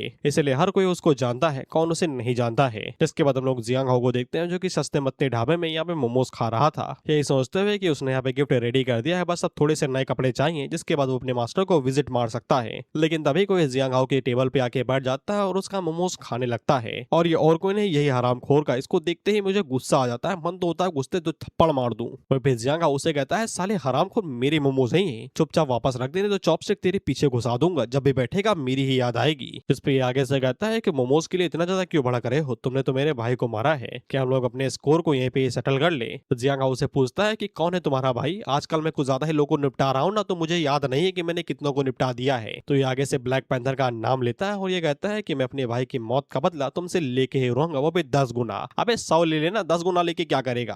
वो फिर जियांग हाउ को पहले से ही पता था, हाँ तो इसका नाम ब्लैक घोस्ट है। खैर जियांग हाउ को पहले से ही पता था कि फैंग फैमिली को ये टारगेट करेगा, क्योंकि वही यहाँ पे जियांग हाउ का इतने समय वीक पॉइंट है। इसलिए जियांग हाउ को थोड़ी देर के लिए अब यहाँ पे और ज्यादा रुकना पड़ेगा, क्योंकि अंकल फैंग इसको कुछ ज्यादा ही अच्छे से ट्रीट करते हैं, तो ये उनकी फैमिली को खतरे में आने नहीं दे सकता। भाई तू खतरे में आने दे, बाद में उन्हें बचा लेना। खैर उनके जाते ही फैंग फैमिली की छुटकी यहाँ पे अपने लौंडा गैंग के साथ में आ जाती है। बाय द वे जब जियांग हाउ उनसे बता रहा था कि पेंटिंग असली है, तो ये वहाँ पे नहीं थी, तो इसको अब पता चला है। तो ये कहती है कि तुम कितने झूठे हो, तो मेरे फादर और ग्रैंडफादर दोनों से ही झूठ बोल रहे थे। वही इसके जो लौंडा गैंग थी वो आगे से कहती है कि अच्छा तुम वो घर जमाई जिसके बारे में आजकल हर कोई जानता है। वही पे जियांग हाउ एकदम सीधी बात कहता है कि पढ़ाई पे ध्यान दो यार, अपनी काहिन चोरों के साथ में घूम रही हो, बर्बाद हो जाओगी तुम। इस पे आगे से बढ़ जाते हैं, कहते हो तेरी हिम्मत कैसे हुई हमारे लौंडा गैंग को यहाँ पे बेवकूफ बोलने की, हम लोग डेली पढ़ाई करते हैं। तो जियांग हाउ लोगों से कहता है कि आप यहाँ पे झक मारो, जाके पढ़ो ना। फिर वो छुटकी से कहता है कि मैं तुम्हें बता दूं, ये लोग यहाँ पे ड्रग ट्रैफिकिंग के अंदर हैं, तो फिर अभी नहीं तो कल ये बहुत ही जल्द पकड़े जाएंगे और यहाँ पे तुम्हारे ऊपर भी नाम लग सकता है, तो तुम्हें इनसे दूर रहना चाहिए। तो छुटकी आगे से कहती है कि तुम यार इस तरीके के झूठे इल्जाम लगाओगे तो फिर हम तुम्हें यार इंसान ही कैसे माने, कितने बड़े झुट्टे हो तुम। इस पे ये लोग आगे से कहते हैं कि साले को तो सबक सिखाना ही पड़ेगा। तो इसके बाद ये लोग जियांग हाउ का पीछा करने लगते हैं। सालो इस तरीके से पीछा करोगे तो कोई भी तुमको पकड़ लेगा और ढेर कर देगा। फिर जियांग हाउ पीछे मुड़ के देखता है और अपने मन के अंदर सोचता है कि लातों की बहुत बातों से नहीं मानते, ऐसा लगता है थप्पड़ भी मारने पड़ेंगे 3-4, छुटकी भी जो है साथ में। लेकिन तभी हम लोग देखते हैं कि यहाँ पे 3 गाड़ी आती हैं और भाई मिनी वैन लेके क्यों घूम रहे हो भाई, कोई अच्छी गाड़ी खरीद लो तुम। वही ये लोग जियांग हाउ की सर्विस करने के लिए मस्त पाइप वाइप लेके आए हुए थे। वही हम लोग यहाँ पे एक और बंदे को देखते हैं और बाय द वे ये उनकी तरफ से आया है। तुम्हें वो सू हाउ याद है जिसकी गाड़ी पलट गई थी और वो हॉस्पिटल में भर्ती हो गया था, तो ये उन्हीं का ही भेजा हुआ कुत्ता है। जिसपे ये लोग आगे से कहते हैं तो ब्रदर फेंगजी है ना, और छुटकी आगे से कहती है तुम्हारा मतलब ये ब्रदर फेंगजी मास्टर ली का यहाँ पे सबऑर्डिनेट है, लॉर्ड ली। लेकिन ये सारे लोग यहाँ पे क्या करने के लिए आए हुए हैं, जिसपे वो लोग आगे से कहते हैं कि तुम्हारा जो घर जमाई है, ऐसा लगता है कि उसने यहाँ पे लॉर्ड ली को गुस्सा दिला दिया है, इसलिए फेंगजी यहाँ पे बदला लेने के लिए आया हुआ है उससे। यहाँ पे जो फेंगजी है वो मास्टर ली का टॉप शॉट्समैन में से एक है, ऐसा लगता है तुम्हारा घर जमाई काफी ज्यादा खतरे में है। इस पे छुटकी उन लोगों से कहती है कि देखो मुझे वो हरामखोर ना पसंद है, लेकिन है तो मेरा घर जमाई है, जीजा है भाई मेरा, वो जाओ जाके उसकी मदद करो भाई। तो ये लोग आगे से कहते हैं ना ही हम मदद कर सकते हैं, करना भी चाहे लेकिन हम करना भी नहीं चाहते, और वैसे भी अगर वो मरता है तो फिर तुम्हारी बहन को उससे शादी नहीं करनी पड़ेगी यार, चिट भी तुम्हारी पट भी तुम्हारी। तो फिर हम लोग फेंगजी को देखते हैं जो कि जियांग हाउ से पूछता है कि तू ये घर जमाई है क्या, जिसपे जियांग हाउ आगे से कहता है भूतनी के नाम भी है मेरा, वो तो इस्तेमाल करो। तो फेंगजी उसे कहता है कि तुमने जो साहू के साथ में किया था वही गाड़ी वाला जिसकी गाड़ी पलट गई थी, उसका हम लोग हिसाब किताब बराबर करने के लिए आए हुए हैं, ज्यादा चिंता ना करो, बस हम तुम्हारे हाथ पैर तोड़ेंगे और चुपचाप यहाँ से चले जाएंगे तुम्हें व्हील चेयर पे बिठा के। जियांग हाउ उन लोगों से कहता है कि मैं चुपचाप खड़ा हूँ आओ। तो ये लोग एक अकेले बंदे के ऊपर टूट पड़ते हैं और वहीं पे चुटकी अपनी आंखें बंद कर लेती है, जीजा को मार खाते हुए नहीं देखना ना। उतने में जियांग हाउ फेंगजी के मुंह के ऊपर एक ही लात मारता है, तो ये उड़ते हुए सीधा कचड़े के डिब्बे में जा घुसता है। तो ये लोग अपने बाकी लौंडों को भेजने वाले थे। उतने में फेंगजी उन लोगों से कहता है हराम करो भागो यहाँ से, ये बोल रहा हूँ मैं, हमला करने के लिए नहीं बोल रहा, वो हम सभी को यहाँ पे धर के कूट देगा और हम सभी लोग अस्पताल में जाएंगे, खर्चा बढ़ेगा हमारा, इसलिए जल्दी से गाड़ी के अंदर बैठो और भाग लो यहाँ से। तो ये सभी बिल्कुल ऐसा ही करते हैं और तुरंत यहाँ से भाग लेते हैं, जिससे छुटकी बड़ी हैरान थी। वह फिर जियांग हाउ पीछे मुड़ के लौंडा गैंग से कहता है अगर मैंने तुम लोगों को चुटकी के साथ दोबारा देखा तुम्हारी चमड़ी उधेल दूंगा तुम्हारे शरीर से। तो इनकी फटी आगे से कहते हैं कि हम तो इसके साथ ही नहीं रहना चाहते, ये हमें चिपका के बैठी है, हम तो अब तुम्हें दिखाई भी नहीं देंगे। जिसके बाद हम लोग जियांग हाउ को दोबारा यहाँ पे युन के ऑफिस के अंदर देखते हैं और ये थोड़ा सा समझदार था। अब ये नॉक करके अंदर जाता है तो युन उसको अंदर बुलाती है और वो उससे पूछती है कि किस काम से आए हो भाई। हालांकि चेहरे के एक्सप्रेशन से साफ पता चलता है कि वो इसको देख के खुश तो नहीं थी और वो पूछती है कि अब क्या चाहिए। और जैसे कि ब्लैक घोस्ट ने इसको यहाँ पे वार्निंग दिया था कि बेटा मैं तो तेरे साथ अपना हिसाब बराबर ही करूंगा, तो युन को थोड़ा सा चेतावनी देने के लिए आया हुआ था कि अब सिचुएशन थोड़ी सी और ज्यादा जटिल हो चुकी है, तो फिर तुम और ज्यादा होटल के अंदर नहीं रह सकती, तुम्हें घर वापस आ जाना चाहिए। तो इस पर युन आगे से कहती है तुम्हें क्या लगता है कि मेरे फादर ने तुम्हें यहाँ पे अग्री कर दिया कि तुम घर के अंदर घर जमाई बन के रह सकते हो, तो फिर तुम मेरी लाइफ के अंदर भी हुक्म चला सकते हो। और उससे कहती है कि मैं तुम्हें सीधा सीधा बताती हूँ, भले ही मैं यहाँ पे जिमिंग के साथ शादी ना करूँ, लेकिन मैं तुमसे तो शादी बिल्कुल भी नहीं करूंगी। तो जियांग हाउ से कहता है कि तुमसे शादी करना और फैमिली के अंदर आना मेरी कभी भी इच्छा नहीं थी, तुम्हें ये बात समझ में आ जानी चाहिए। इस पे युन भी इसको करारा जवाब देती है, ये कहते हुए कि हाँ ये तुम्हारी रिक्वेस्ट नहीं थी, लेकिन तुमने मेरे फादर के गिल्ट को एक्सप्लॉइट किया और साथ ही में उनको इमोशनली ब्लैकमेल किया है और ये उससे कई गुना ज्यादा बेकार है। बात तो सही है भाई लड़की की, फुल सपोर्ट है मेरा तेरे को। जियांग हाउ से पूछता है कि तुम सच में मुझसे शादी नहीं करना चाहती, जिसपे ये आगे से कहती है तुमसे शादी करना और मरना, मैं दोनों में से मरना चूज करूंगी। जियांग हाउ से कहता है कि तुमको इस तरीके से यार मुझसे नफरत नहीं करनी चाहिए। अब मैं तुम्हें आजादी देता हूँ, मैं प्रॉमिस करता हूँ कि मैं तुमसे कभी भी शादी नहीं करूंगा, तुम्हें अपनी वाइफ की तरीके कभी देखूंगा भी नहीं।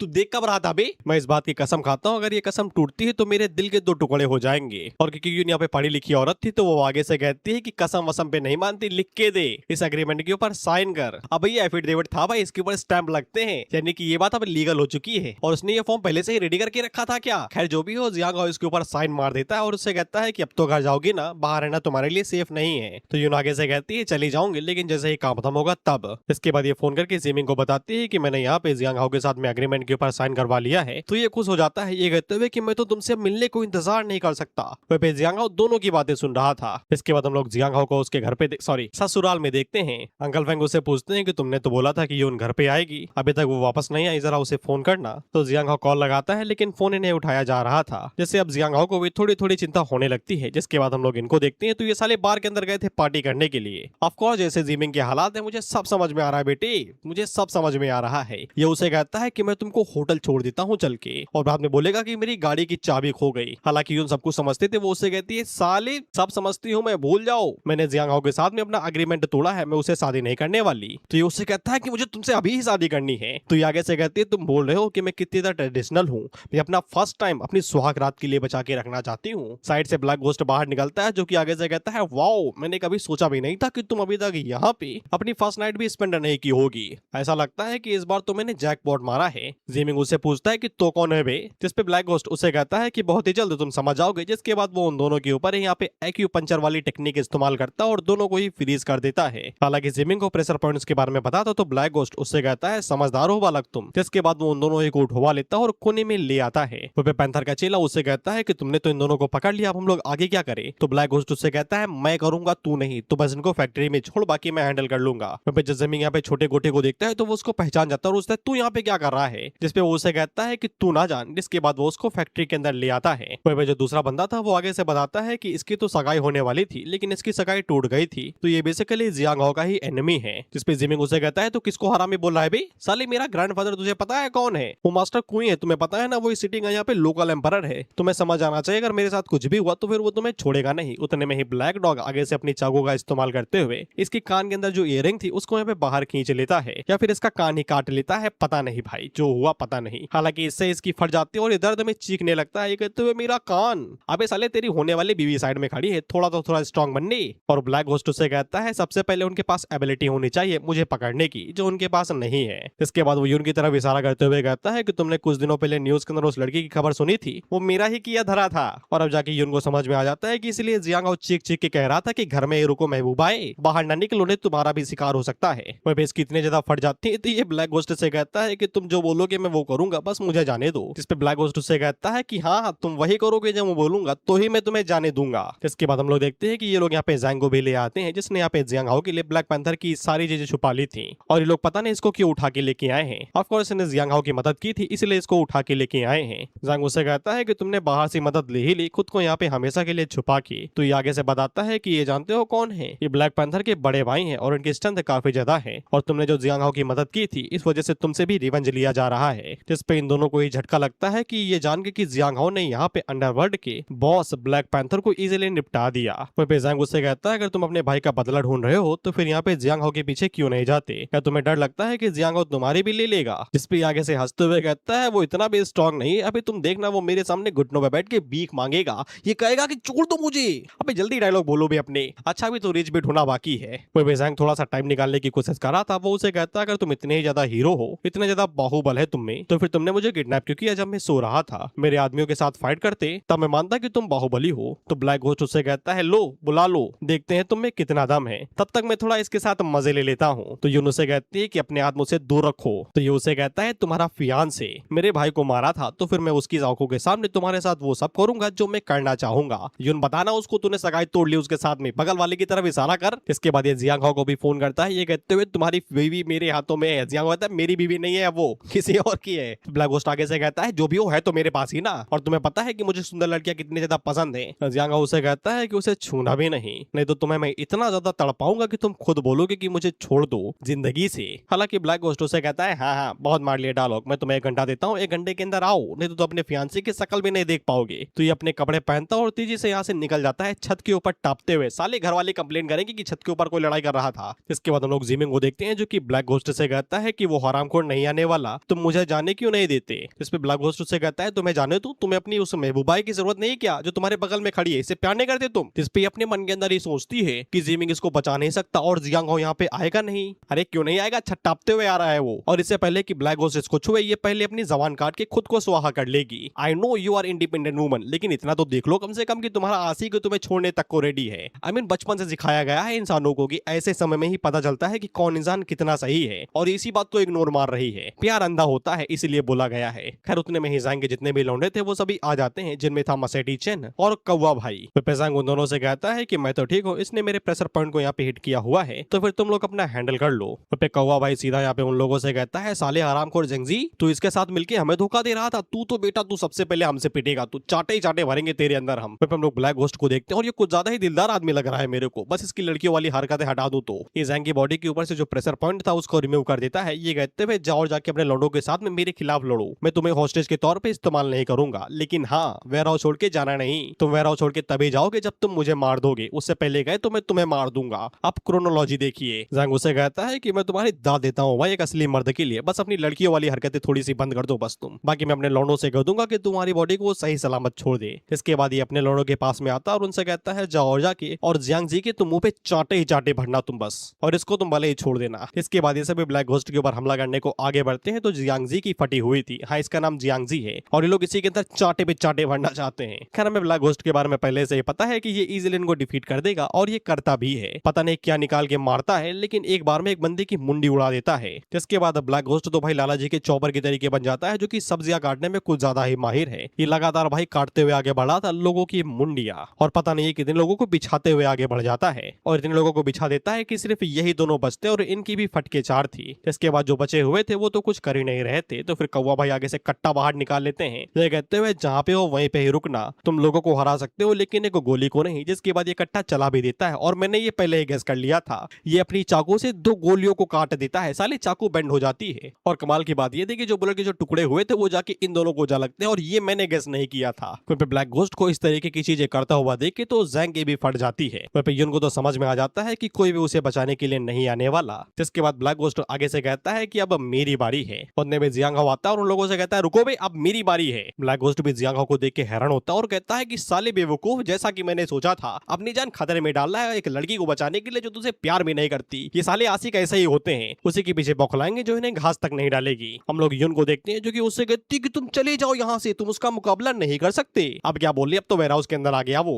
हम लोग जियांग जी को देखते हैं और मैं इसके तो चाटे ही चाटे भरूंगा मैं। ये जियांग हाओ से कहता है कि आज तो बेटा खटेगा, तूने जैसे ब्लैक पैंथर को मारा था ब्लैक घोस्ट तुझे वैसे मारेगा। फिर ये हरामखोर दोबारा अपनी वही लाइन बोलता है कि मैं तो किसी को मारना नहीं चाहता, तुम ही लोग मुझे मकबूल कर ले, मैं तुम तो एक मौका देता हूँ, तुम युन को जाने दो मैं तुम्हें जाने दूंगा। ब्लैक घोस्ट आगे से कहता है नहीं मुझे मरना है, मेरे पाप का घड़ा बढ़ चुका है, नीचे ड्रम लगाने की कोशिश की थी तो भगवान ने वो भी गिरा दिया बिजली का झटका मार के, इसलिए अब तो मुझे मरना ही, मोक्ष चाहिए मुझे। लेकिन इससे पहले कि मैं मरूं मैं थोड़ा सा मजे लेना चाहता हूँ तुम्हारी होने वाली बीवी के साथ में। जिसके बाद वो जिमिंग के एक्यूपंक्चर के ऊपर पत्थर मारता है, उससे कहता है कि तुम्हारा यहाँ पे प्रेशर पॉइंट अनलॉक हो चुका है, अगर तुम जीना चाहते हो तो फिर जियांग हाओ की वाइफ के जो यहाँ पे कपड़े हैं उनको एक एक करके उतारो जब तक उसके ऊपर एक कपड़ा न बचे। जुन भी उसे कहती है कि तुम इस हरामखोर की सुनने वाले हो क्या, तुम ये सब कुछ मेरे साथ करोगे। वहीं युन से कहता है कि मुझको दोस्त मत देना, अगर मैंने वो नहीं किया जो ये बोल रहा है तो ये मुझे मार देगा, तो अपनी बीवी के कपड़े उतार देगा। ये तो राइम बन गई। वहीं हम लोग ब्लैक घोस्ट को देखते हैं जो कि जियांग हाओ के ऊपर हमला करने को आगे बढ़ता है और उससे कहता है अगर मैं इसकी टांगे तोड़ूं उससे पहले तूने इसके कपड़े नहीं उतारे तो मैं तेरी टांगे तोड़ दूंगा। हम लोग जियांग हाओ को देखते हैं, ये इजीली डॉज करता है और इसकी पीठ के ऊपर लात देके मारता है, तो ये कोने में जाके घुसता और घुसमुड़ा जाता है। फिर जियांग हाओ जिमिंग से कहता है साले थम जाए, इससे पहले कि तेरी सारी उंगलियां तोड़ के तेरे पिछवाड़े में घुसा दूं और लात मार के अंदर ही फिक्स कर दूं मैं उनको। वहीं युन अपने मन के अंदर सोचते ये इतना स्ट्रांग है तो क्या फिसल जाएगी उसके पीछे। जिमिंग आगे से कहता है ना करेगा भी कैसे, उंगलियां जो दांव पे लगी हैं और पीछे वाला छेद भी। उतने में ब्लैक घोस्ट उठता है ये कहते हुए कि पहले खुद के बारे में सोचो। फिर वो जियांग हाओ से कहता है ये तो सिर्फ इसीलिए फंस गया क्योंकि ये फट्टू है, तुम्हें क्या लगता है कि तुम यहाँ से जिंदा निकल जाओगे। इसके बाद ये अपना डैगर बाहर निकाल लेता है और वहीं पे ज़ैंग जियांग हाओ को पहले एडवाइस दे देता है, ये कहते हुए इसका डैगर भले ही दिखने में छोटा है लेकिन बड़ा ही स्ट्रांग है। That's what she said. तो फिर तुम्हें सावधान रहना पड़ेगा क्योंकि ये इसे रामबोली समझ के किसी की भी मुंडी उड़ा देता है। इसके बाद ये जियांग हाओ के ऊपर भी वही टेक्निक इस्तेमाल करता है, लेकिन जियांग हाओ एक उंगली से ही यहाँ पे बेचारे वेपन को ही तोड़ देता है, जिसे तो ब्लैक घोस्ट भी हैरान होता है, लेकिन ज्यादा हैरान होने को मिलता नहीं क्योंकि उसी टाइम पे जियांग हाओ इसके मुंह के ऊपर घुसंडे मारता है और ये दीवार में जा घुसता है, जिससे ये दोनों भी हैरान होते हैं कि तू दीवार ही तोड़ दिया बे, और इतनी क्या सेंसरशिप भाई, वही पहना है जो मैं बोलना नहीं चाहता। इससे ज्यादा तो बॉलीवुड वाले दिखा देते हैं। ब्लैक घोस्ट जियांग हाओ से कहता है, इतनी कम उम्र के होने के बावजूद तुम्हारे पास यहाँ पे एस रैंक की कॉम्बैक्ट पावर है। जियांग हाओ से कहता है, तुम गलत हो, मैंने सालों पहले एस रैंक की पावर को ब्रेक थ्रू कर लिया था, अब तो मैं ट्रांसफॉर्मेशन स्टेज के अंदर जाने वाला हूँ। तो ये आगे से अपने घुटनों पे आ जाता है, ये कहते हुए कि मुझे छोड़ दो, मैं तुरंत ही सिटी छोड़ के चला जाऊंगा। जियांग हाओ इसे कहता है कि पहले मौका तो दिया था, तब तो तू होरैंग बन रहा था, अब क्यों रोरैंग कर रहा है। जिस पे ब्लैक घोस्ट आगे से कहता है, अगर ऐसी बात है तो ये सीधा यहाँ पे यून के ऊपर हमला करने की कोशिश करता है हॉस्टेज के तौर पे, और ये जियांग हाओ का नाम चिल्लाती है, अपने पति का नाम लेना जो तेरे सामने खड़ा है, या फिर उसे कोई साइड में ले आ, तुम बस आयरनी देखो।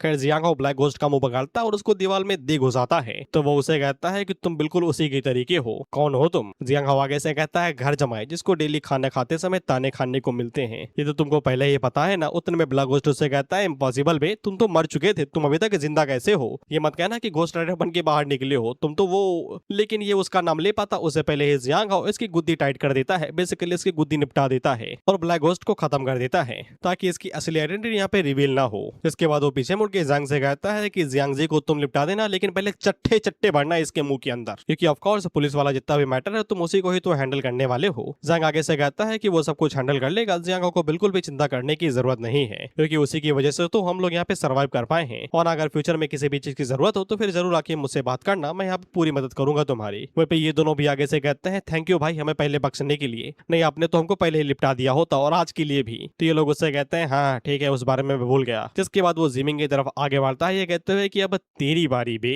तो ये जियांग हाओ आगे से पापा कहने लगता है कि तुम्हें पापा बख्श दो मेरे को, हमारे बीच में तो कोई भी पुरानी रंजिश नहीं है, तो मुझे तुम नहीं मार सकते। जियांग हाओ से कहता है, पुरानी रंजिश हरामखोर, भूल गया पिछले हफ्ते तूने मुझे अपने घर पे बुलवा लिया था और दफनाने की प्लानिंग रखी थी, वो भी जिंदा। ये तो को मेरी किस्मत अच्छी थी कि बॉडीगार्ड आ गया, तो मैंने उल्टा उनको ही दफना दिया, अब अगली बारी तेरी है उनके साथ हाई हेलो करने की। जिस पे ये और भी ज्यादा हैरान होता है कि यहाँ पे जियांग हाओ ने उसके जितने भी लोग थे उन सभी को मार डाला। तो जियांग हाओ से कहता है, कोई आखिरी शब्द। तो ये युन की तरफ भागता है कहते हुए, युन तुम्हें पता है ना मैं तुमसे कितना प्यार करता हूँ, प्लीज मुझे बचा लो। तो ये टसुए बहाते हुए जियांग हाओ से कहती है, अगर तुम इसको मारना चाहते हो तो फिर तुम्हें पहले मुझे मारना पड़ेगा। जियांग हाओ से कहता है, कोई बात नहीं, तुम्हें मार देता हूँ। नहीं बोलता भाई ऐसा। वो उसे कहता है कि तुम्हें सच में यकीन हो रहा है कि ये जो अपने मुंह से बोला कि तुमको प्यार करता है और तुम मान गए इसकी बातों के ऊपर। जिस पे ये कहती है, आई डू, यानी कि हाँ, और उस बात को क्यों इग्नोर कर रहे हो भाई, इसने मारने के लिए भेजा था इसको, तुम्हारे बचपन का दोस्त है ये। अकाउंटेबिलिटी जैसे ही सुनता हूँ तैसे ही सारा डिसअपॉइंटमेंट हो जाती है इंडिया में जो रहता हूँ। खैर यून आगे से बोलती है कि इसने जो कुछ भी किया था अभी, ये सिर्फ इसके पास कोई चॉइस नहीं थी, क्योंकि ये सर्वाइव करना चाहता था। और तो क्या ये तेरी इज्जत उतारेगा, वो भी उस औरत की जिसको ये प्यार करता है। भाग भी तो सकता था हरामखोर, पैर नहीं था क्या इसके पास। जिस पे जियांग हाओ भी आगे से हमारे तरीके हंसता है और आगे से कहता है, अच्छा। जिसके बाद वो जिमिंग से कहता है कि बेटा मैं तो तुझे नहीं मारूंगा, लेकिन अगर तूने एक भी सिंगल शब्द इसके बारे में बाहर बका तो मैं पर्सनली आऊंगा और तेरे हर एक फैमिली मेंबर को मार गिराऊंगा। इतना कहने के बाद में ये चुपचाप यहाँ से चला जाता और ये सर पटकते हुए कहता रहता है, थैंक यू पापा सेव करने के लिए मेरे को। जिसके बाद हम लोग पुलिस को देखते हैं और ये हमेशा की तरीके लेट, रात में इंसिडेंट हुआ था और ये सुबह आए हैं, खाली कभी तो टाइम पे आ जाओ। और इनके साथ हम लोग देखते हैं कि मास्टर जू और साथी में हान फेंग भी था और एक नई महिला मित्र जिनका नाम फैंग यूइंग था, और ये ड्रैगन फेंग एक्शन टीम से हैं। बेसिकली कोई पुलिस फोर्स का नाम होगा, जो कि आगे से बताते हैं कि इस वेयर हाउस के अंदर जितने भी लोग मारे गए हैं सबको यहाँ पे इस बंदे ने मारा है, जो कि यहाँ पे मरा पड़ा हुआ है, यानी कि ब्लैक घोस्ट। दूसरा ऑफिसर आगे से कहता है, पता नहीं इस बंदे की कॉम्बैक्ट पावर किस लेवल पे होगी जो उसने यहाँ पे इतना बड़ा यहाँ पे कर्म कांड कर दिया। इस पे मास्टर सो तुक्का मारते हुए कहते हैं कि मुझको तो यही लगता है कि ये शायद से मिड स्टेज की ब्लड लेवल पे होगा, तभी ये इतना ज्यादा पावरफुल यहाँ पे, और इसको ए रैंक की क्लासिफिकेशन देनी चाहिए। हान फेंग यहाँ पे ब्लैक घोस्ट से कहता है कि गंदी मौत मारे गए भाई साहब, आपको आप ए रैंक पे थे, इसके बावजूद आपको पेल दिया गया। वहीं पे जो यू यिंग थी वो यहाँ पे ग्रैंडपा जू से पूछती है कि आपको क्या लगता है कि ये किससे हारा होगा, कि इसको यहाँ पे फाइट बैक करने का भी मौका नहीं मिला। इस पे ग्रैंडपा जू आगे से कहते हैं, ऑफ कोर्स जो किलर था वो यहाँ पे एस रैंक से ऊपर का ही होगा। तो यू यिंग आगे से कहती है कि हमारी सिटी पहले इतने ज्यादा छोटी है, तो फिर यहाँ पे एस रैंक का ह्यूमन वेपन क्या ही करने के लिए आया होगा, उसका क्या मकसद होगा। वहीं पे ग्रैंडपा जू को सीधा सीधा शक यहाँ पे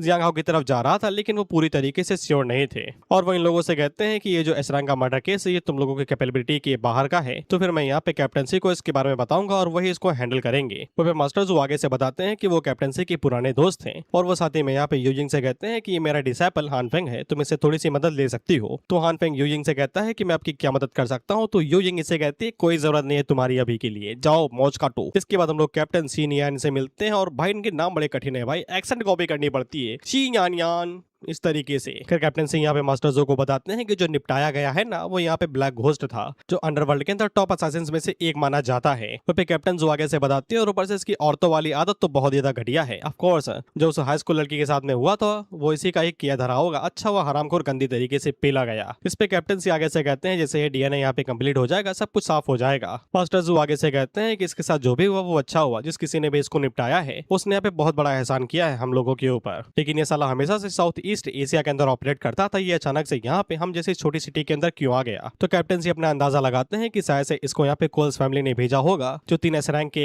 एक्सपर्ट्स भेजे गए थे ये उनमें से एक होगा, जो यहाँ पे मास्टर जो इन भाई को यहाँ पे निपटाने के लिए आए हुए होंगे, क्योंकि उनका आपसी में मैटर चल रहा है। हालांकि मास्टर जो आगे से कहते हैं नहीं, यह भाई जो ब्लैक घोस्ट था उसकी रैंक सिर्फ ए रैंक की थी, इसलिए वो बिल्कुल उनमें से एक नहीं होगा। जिसपे कैप्टन से आगे से कहते हैं अगर सिर्फ यहाँ पे ए रैंक का मास्टर इतना ज्यादा हड़कंप मचा सकता है तो फिर पता नहीं एस रैंक का मास्टर यहाँ पे क्या बवाल आके करेगा।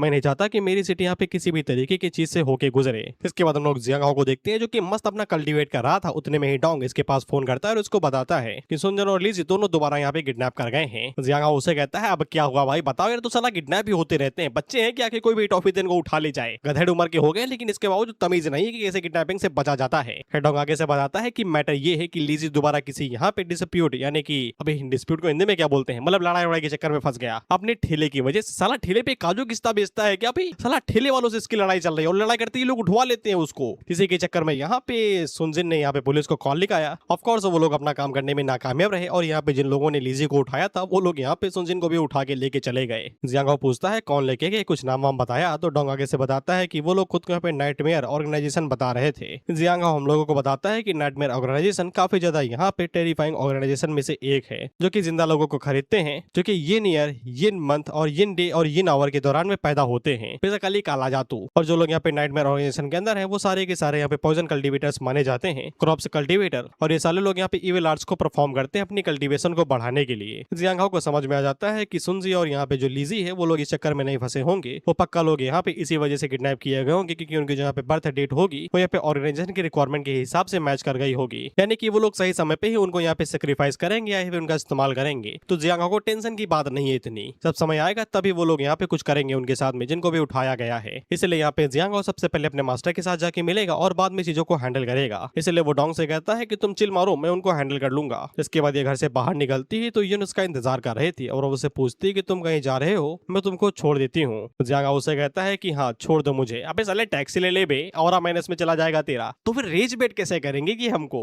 1.5 घंटे तो पूरे हो गए लेकिन रेज बेट तो हुए नहीं तुम लोग, अब होगे। जब ये लोग रेलवे स्टेशन की तरफ आगे बढ़े थे तो यहाँ पे जो जियांग है वो युन को थैंक यू बोलता है, क्योंकि युन ने घर में कुछ भी नहीं बताया जो किडनैपिंग वाला किस्सा हुआ था, और ये भी कि जियांग ने किन लोगों को निपटा दिया है। जियांग से कहती है कि तुमने मेरी और जिमिंग की जान बचाई थी, इसलिए मैं उसके लिए एहसानमंद हूँ, लेकिन तुम्हें ये भी समझना चाहिए कि अगर तुमने ब्लैक घोस्ट के भाई को न मारा होता तो फिर उसने हम लोगों को किडनैप न किया होता। जियांग उसे कहता है साफ साफ बोलना बहन की बहन क्या बोलना चाहती है। तो यून उससे कहती है कि मैं नहीं चाहती कि तुमने जो मेरी जान बचाई है उसको तुम यहाँ पे एक एहसान की तरीके इस्तेमाल करो, मुझे फोर्स करने के लिए जो तुमने एग्रीमेंट किया था वो टूट जाए और तुम मुझसे दोबारा शादी कर सको। जियांग उसे कहता है चिंता ना करो, मैं अपने शब्दों का पक्का हूँ, मैं कभी भी किसी को फोर्स नहीं करता कुछ भी करने के लिए। तुम मुझे पसंद नहीं करती ठीक है, लेकिन मेरे कैरेक्टर के ऊपर सवाल ना उठाओ। तो आगे से माफी मांगती है क्योंकि ये ऐसा नहीं बोलना चाहती थी। इसके बाद ये कार्ड देती है जिसके अंदर 1 मिलियन माल था। जियांग उससे कहता है इसका क्या मतलब है, अभी तो बोला कि मैं किसी को फोर्स नहीं कर रहा, तो फिर मैं तुम्हारे पैसे क्यों लूंगा भाई। इस पे यून उसे कहती है कि घर में खाना तो फ्री में मिल जाता है लेकिन बाहर के काम के लिए तो पैसे लगते हैं ना, तुम लड़के और किसी की जान लेके थोड़ी ना पैसे कमा पाओगे, कमाए जा सकते हैं, बस तुम्हें गुंडा बोला जाएगा, घर जमाई नहीं। ग्रैंडपा बिल्कुल भी हमें यहाँ पे तुम्हें सपोर्ट करने नहीं देंगे, तुम्हें यहाँ पे पैसों की जरूरत पड़ेगी अगर तुम यहाँ पे जॉब लेने से मना करोगे, और तुम हमेशा के लिए यहाँ पे साले साहब की रेसिंग वाली चीज के ऊपर से पैसे बना नहीं सकते। जियांग उसे कहता है तुमको दिखाई देता है कि मुझे पैसों की जरूरत है, नहीं ना। तो ये आगे से कहती है दिखावा बंद करो, मैं बस तुम्हारी मदद करने की कोशिश कर रही हूँ। तो जियांग आगे से इसी के शब्द इसी के खिलाफ करता है, ये कहते हुए कि हमारी शादी टूट गई ना, अग्रीमेंट अभी भी है ना, तो फिर मेरे मैटर्स के बीच में ना बोलो। और इसने ये थोड़ा सा कड़क लहजे में बोला था तो इसका मुंह बन जाता है। ये आगे से कहती है ठीक है नहीं पढ़ूंगी तुम्हारे मैटर्स के अंदर में। फिर थोड़ा बहुत सोचने के बाद में ये यून से कहता है कि तुम्हें जिमिंग से थोड़ा सा दूर रहना चाहिए, वो मतलबी इंसान है और साथ में कमीना भी, वो भी एक नंबर का। जिस पे ये जियांग हाउ से कहती है कि जिमिन ने तुम्हें गंदे तरीके से ट्रीट किया था क्योंकि उसके पास खुद की वजह थी।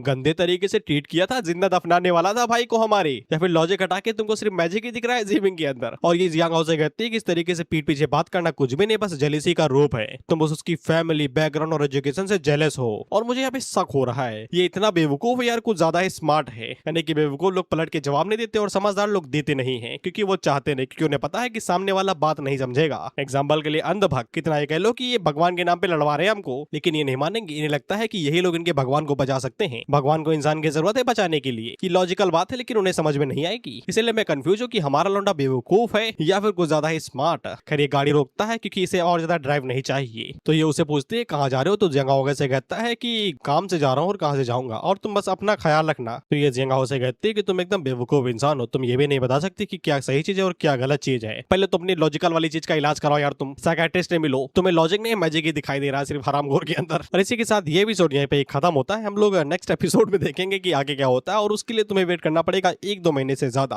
अभी तक यहाँ पे 17 चैप्टर अपलोड हुए हैं और मैंने 16 चैप्टर कंप्लीट एक्सप्लेन कर दिए हैं। सिर्फ एक ही चैप्टर बचा है जो कि यहाँ पे नेक्स्ट आर्क के लिए शुरुआत होगी, बेसिकली नाइटमेयर ऑर्गेनाइजेशन के साथ भिड़ेगा जाके। तो फिर तुम्हें कम से कम 15 चैप्टर तक वेट करना पड़ेगा, या फिर कम से कम 10, तो हम लोग जाके 1 घंटे की वीडियो बना पाएंगे। खैर आज के लिए इतना है, और मुझे खूब मजा आया एक्सप्लेन करके, रोस्ट करने का जो मौका मिला। अगर अकेले में रीड करो तो फ्रस्ट्रेशन होता है, लेकिन जब एक्सप्लेन करते समय रिकॉर्ड करो तो भाई फ्रस्ट्रेशन जो निकालने में मजा आता है वो अलग ही लेवल की है। तो अभी के लिए बाय, हम लोग नेक्स्ट किसी नई मानवा के अंदर मिलेंगे। तो अभी के लिए बाय बाय, दिहाड़ी खत्म हुई भाई।